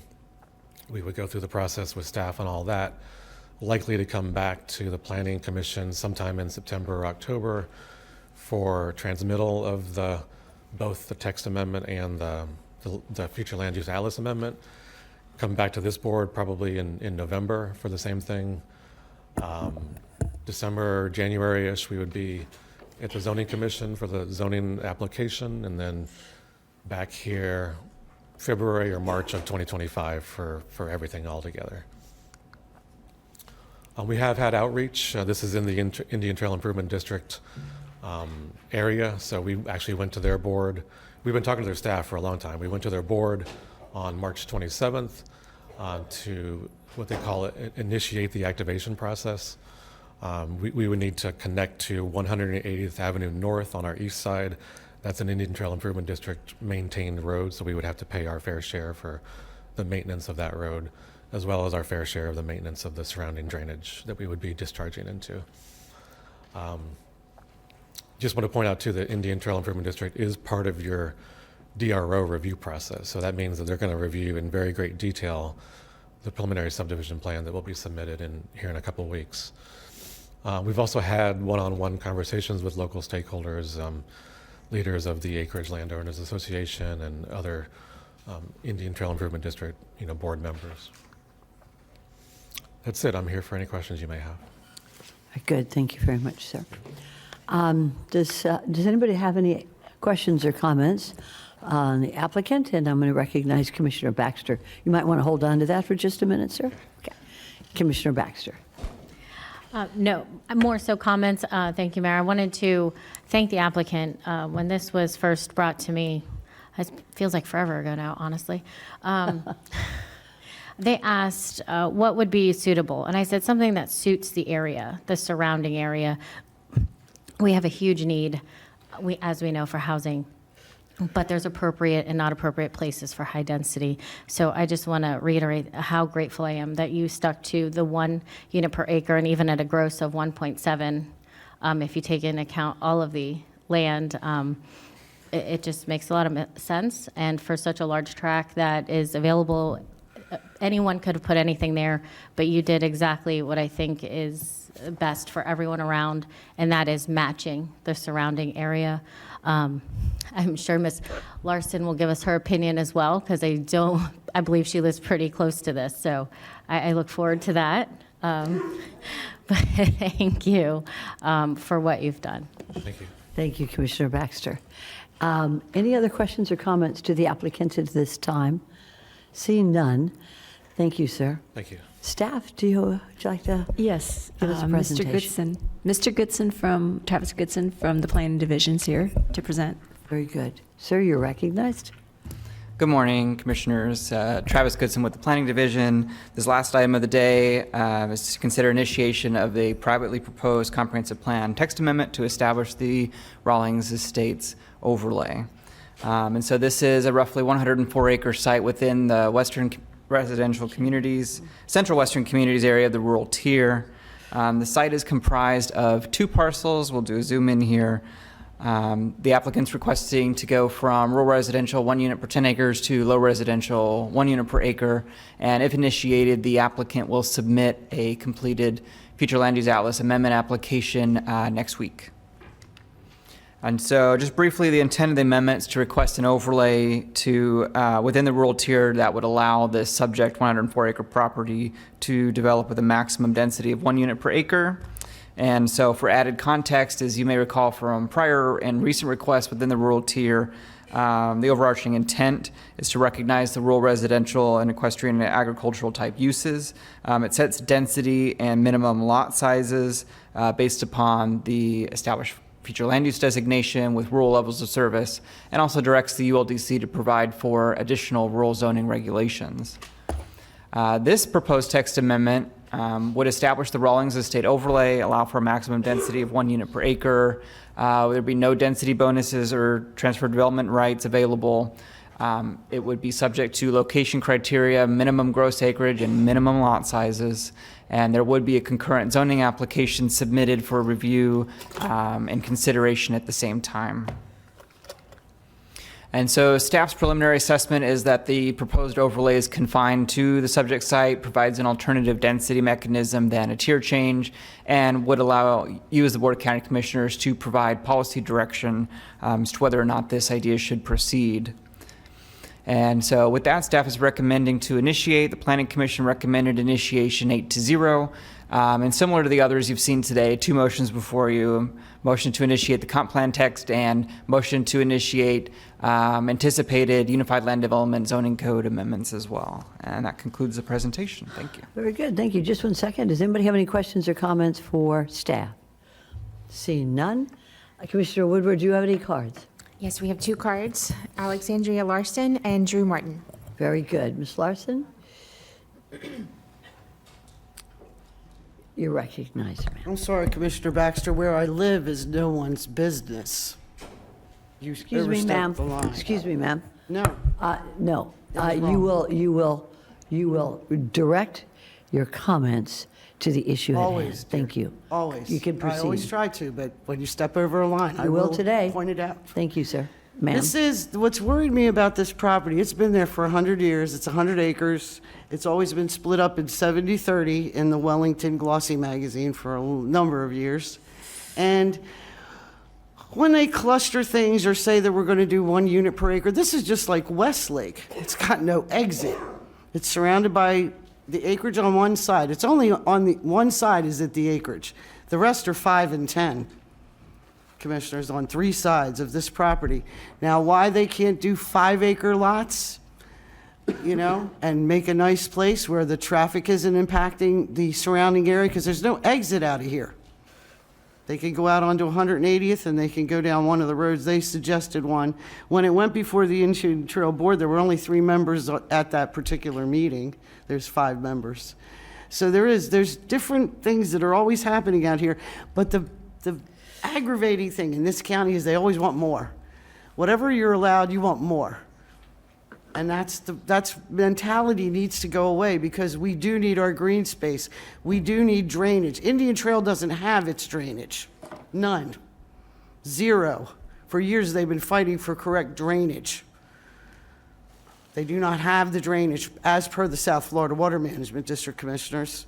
So this is another pave it over, because it looked like a lot of paving on the one area there, and then we'll leave some green space over here, because Indian Trail does have an impoundment area there. There is drainage, you know, but only so much storage. And the one thing that's always been a problem in Indian Trail is no drainage, because Royal Palm took it all. Royal Palm Estates, or whatever it was called, 100 years ago, took the drainage for a very large area called the acreage. So here we are, more building, more building, more building. Eventually, you need to stop, because we will. They're asking for a Cat 6, Commissioner, you know, a new rules for hurricanes. They want a Cat 6. And if that ever hits us, if you ever get an Andrew in Palm Beach County, you will not be able to handle it. You will not, because I worked Andrew. I was down in Miami. I went and cut my assistant out of her house. So please, take this into consideration, because we are facing some different things, different times in when the comp plan was even done, because Andrew hadn't happened when that was done. So thank you. Thank you. Mr. Martin, you're recognized. Drew Martin, here on behalf of the Loxahatchee Group of the Sierra Club. First, I want to say some positive things. I appreciate the fact that they're preserving some uplands and some wetlands, and I think that's great that they are making that effort. As you well know, the road system out there is pretty challenged, and this will add some issues to the transportation problems that already exist. I don't have a strong opinion on this particular development. I agree with Ms. Larson when she says that, we need to slow down development. And I do agree that when she says there's already 23,000 approved houses that could be built that have not been built. But again, on this particular property, I don't have any strong opinions, and I appreciate the fact that they're going to preserve something. I do think this will exacerbate the transportation problem, and I don't think that this has the adequate access and egress that it needs. Thank you. Thank you, Mr. Martin. Are there any other cards? Commissioner Woodward? None? Okay. Any commissioner wish to say anything about this matter before we take a vote? Commissioner Baxter. I was, prior to making the comment, Mary, I did want to ask a question, and I verified. Isn't it normally people, when they come up and speak, don't they normally have to state their name and address? I believe that's a requirement, isn't it, Mr. Rutter, for the card? General practice, yes. So I apologize if I offended you, Ms. Larson, but I do want to make the motion to approve. Can we do them together, motions 1 and 2, or do they have to be No, I separate? think we're doing one at a time. Yeah, I think let's just do one at a time. But I'll let you do the first or the second, too. All right? So for motion 1, I Commissioner- would like to initiate the Rawlings Estate Comprehensive Plan text amendment. Very good. I have a first by Commissioner Baxter, and I have a second by Commissioner Woodward. All those for, anybody opposed, see that it passes 6-0. Now, with regard, and I'll read it, the motion to initiate it, the Associated Unified Land Development Code amendments. I have a first from Commissioner Baxter and a second by Commissioner Woodward. All those for, anybody opposed, see that it passes 6-0. Very good. All right. Very good. Thank you, sir. All right. This concludes our regularly scheduled agenda at this time. And I'd like to move forward with comments. And we always listen to our attorney first. And I And have no last. comments. Thank you very much, sir. And now our planning director. No comment. Thank you. Thank you so much. Zoning director. No comments. Executive director. No comments. No comments. And deputy county administrator. I'll just say welcoming Twee to her first meeting, hosting as the planning director. Otherwise, no comments. Very good, and welcome. Thank you. And our commissioners. So I'm going to start from Commissioner Barnett. Do you have any comments, sir? I do. Thank you, Mayor. First, I'd like to ask permission, if it's okay here, to appoint Sonny Macon to the Fair Housing Equal Employment Board. If there's no objection by the board. It's a district appointment. It's your district appointment? Okay. Very good. Any issues?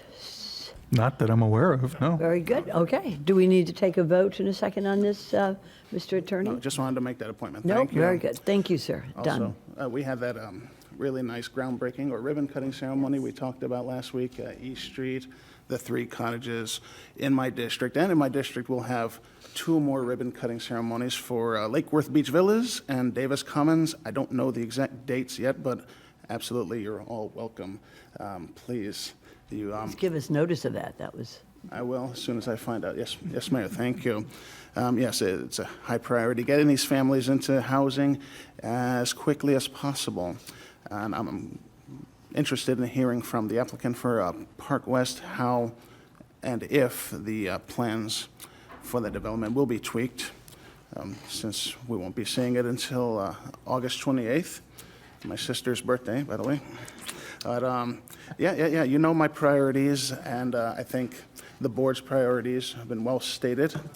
We need housing. We can't stop building.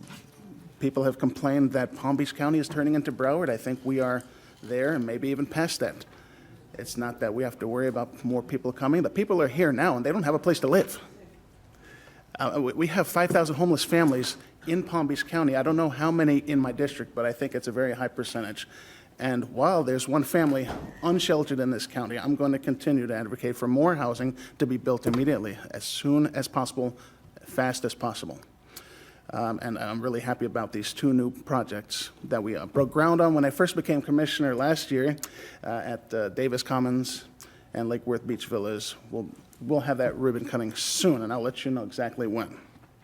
I just wanted to inform you of a few updates with regards to my district. We had the governor in District 3 at the Cox Science Center this Monday.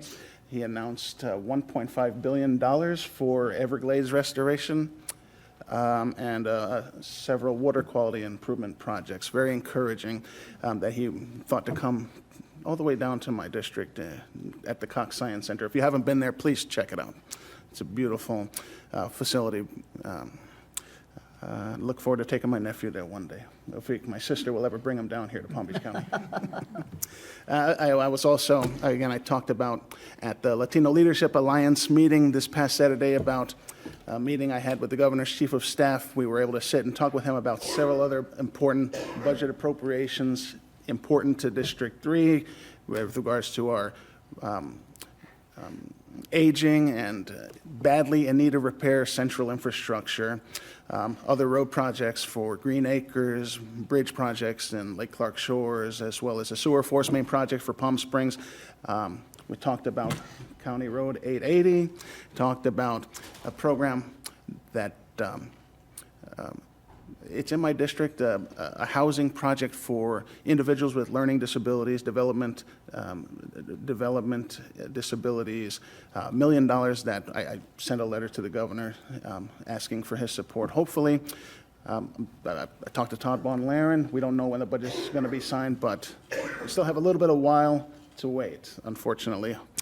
Hopefully, he'll get that budget signed, and our project's important to Palm Beach County. It won't, again, end up on the chopping block. We have a short memory, not us, but publicly, with regards to what happened in Israel. And it's been 207 days. I just wanted to remind everybody now that we're past the holidays, if you would please keep the hostages. I think there's still over 130 hostages in Gaza being held, including this one-year-old boy, Kfir Bibas, his older brother, and his mom, Shiri. That we haven't heard hide nor hair from them or any of the other hostages in 207 days. Just imagine what we were doing 207 days ago and what they're going through, not just them, but also the Palestinian civilians that are suffering so terribly at the hands of these terrorists. Just keep them in your prayers, please. And on a much lighter note, I hope you will all be at Sunfest. I'll be there this Friday and Saturday. It'll be my second time back to Sunfest. I can't wait. Please enjoy. Thank you very much, Mayor. I just have a question. Friday, are you going to see Billy Idol or Nelly? But you don't have to answer. I like them both. I'll see them both. I hear I hear they have a country lineup on Saturday, too. Very good. Thank you, Commissioner Barnett. Commissioner Woodward. Yes, thank you. I just wanted to quickly wish happy birthdays to two people in my office within, I think, 5 days of each other. Joe had his birthday last week, and Caitlin's birthday will be tomorrow. She's turning 30, so happy birthday to both of you. 30. Thank you so much, Commissioner Woodward. And Commissioner McBernard. Thank you very much, Madam Mayor. A couple of things. For Sunfest, I'm not going to be able to go on Friday, but my kids are going to see, I think they're going to see Nelly, so. See Nelly? Just to let you know. In regards to the Planning Commission, that's going to be on August 28th. I have a flight that leaves at 5 p.m., so I'd like to see just if I can leave at 2 o'clock since I have an international flight on the 28th.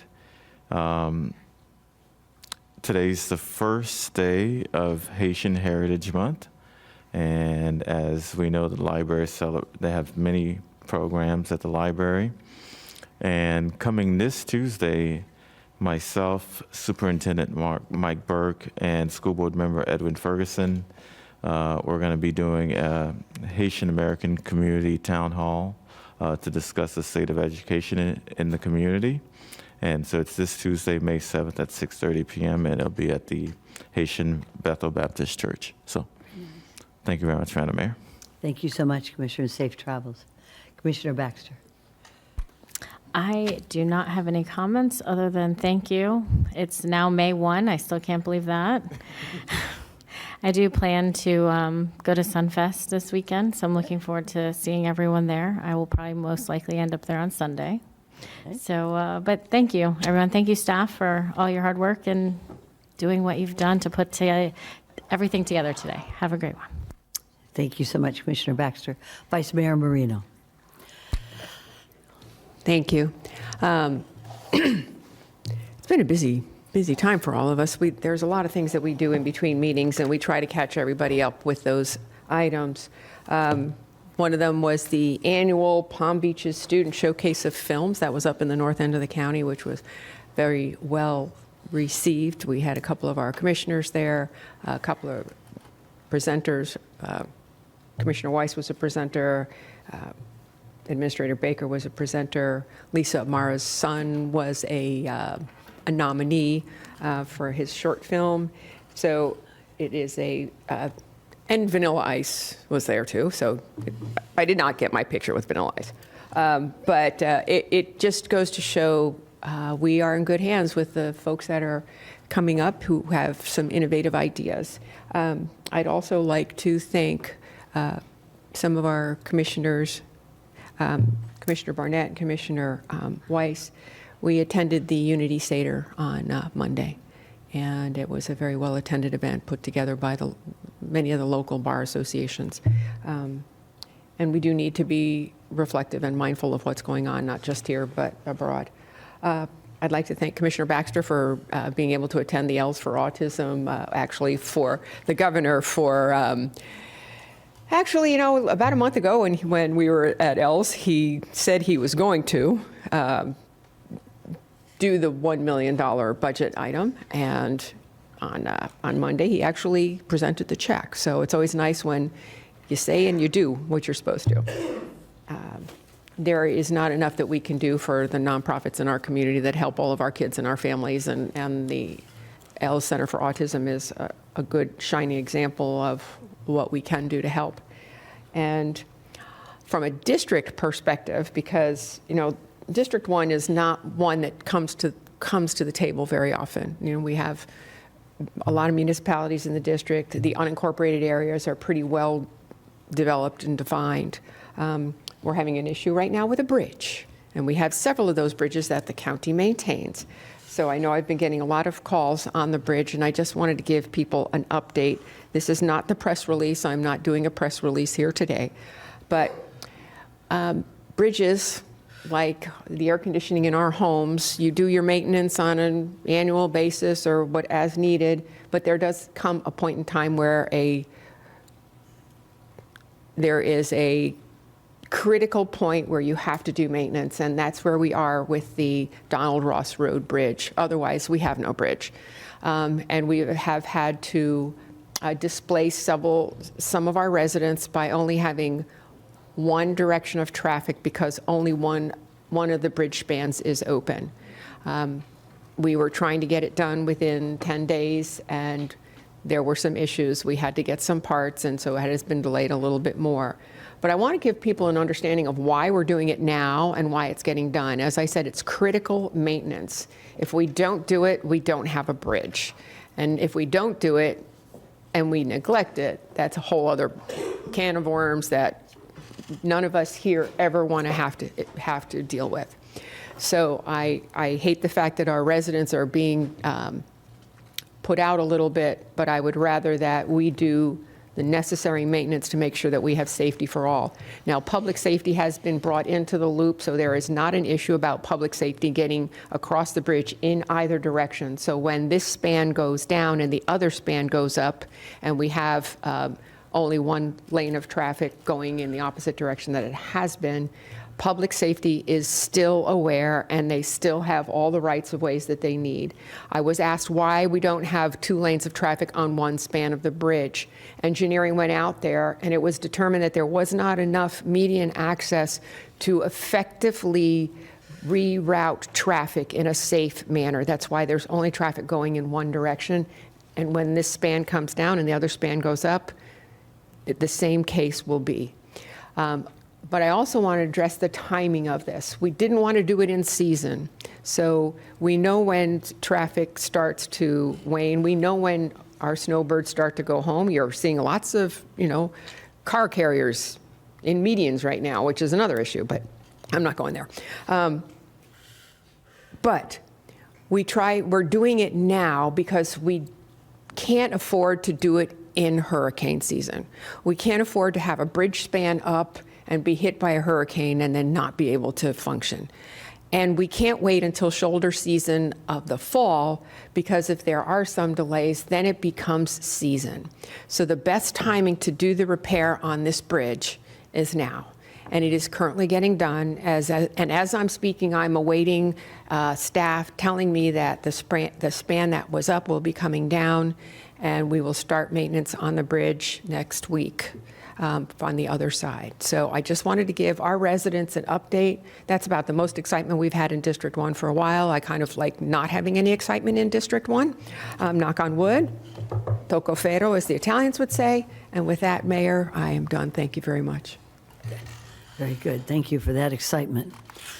I'd like to applaud the City of Lake Worth Beach and their commissioner, Commissioner Barnett. Also, Commissioner Weiss was present for the opening of new homes for families there in the city. It was a most impressive thing that, did you, what's the matter? I did put my light on.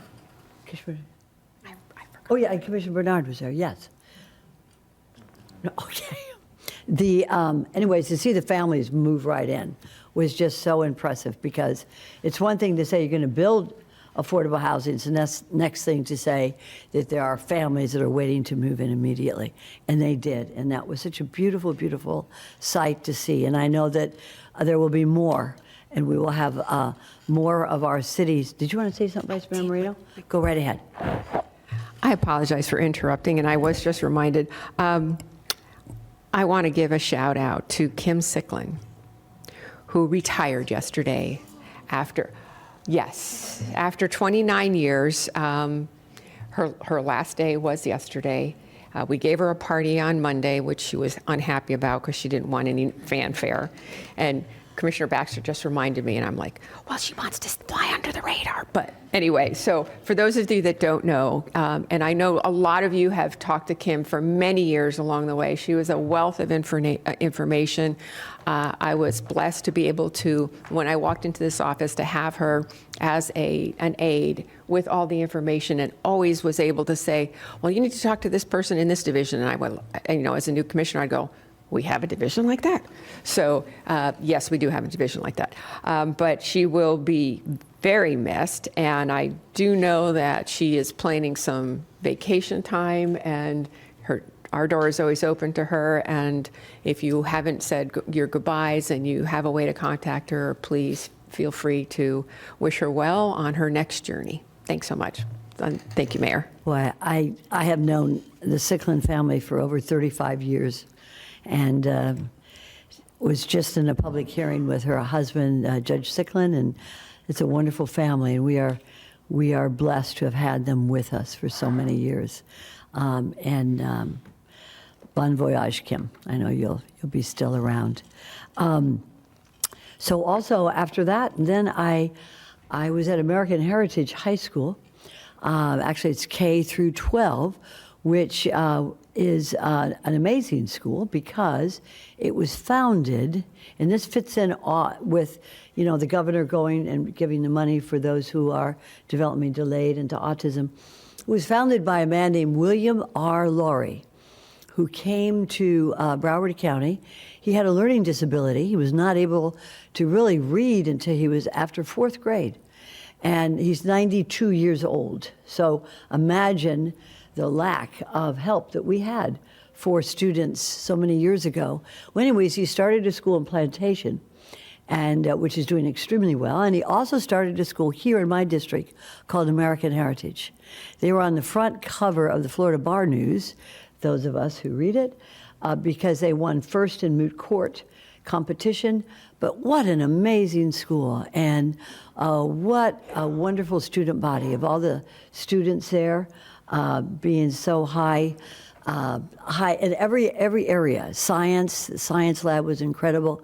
So I'd like to give a shout out. I got the opportunity to meet Mr. Lowry. With a twinkle in his eye, he has shown what we can do with good education to all students, regardless of disabilities or special abilities.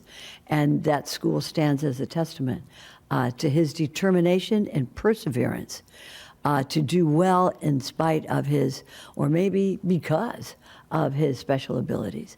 So to Mr. Lowry, we really appreciate all that you've done for education here in Palm Beach County. And I'd also like to give direction to staff to research a future mixed-use development concept that's going to complement the lifestyle of the Ag Reserve and address preserve requirements, traffic movement, housing density, in conjunction with the needs of the residents of the Ag Reserve. So if you could, I'd appreciate that very much. And if there's nothing else to be said on this board, we are adjourned. Thank you very much, everybody, and stay safe till the next time we meet.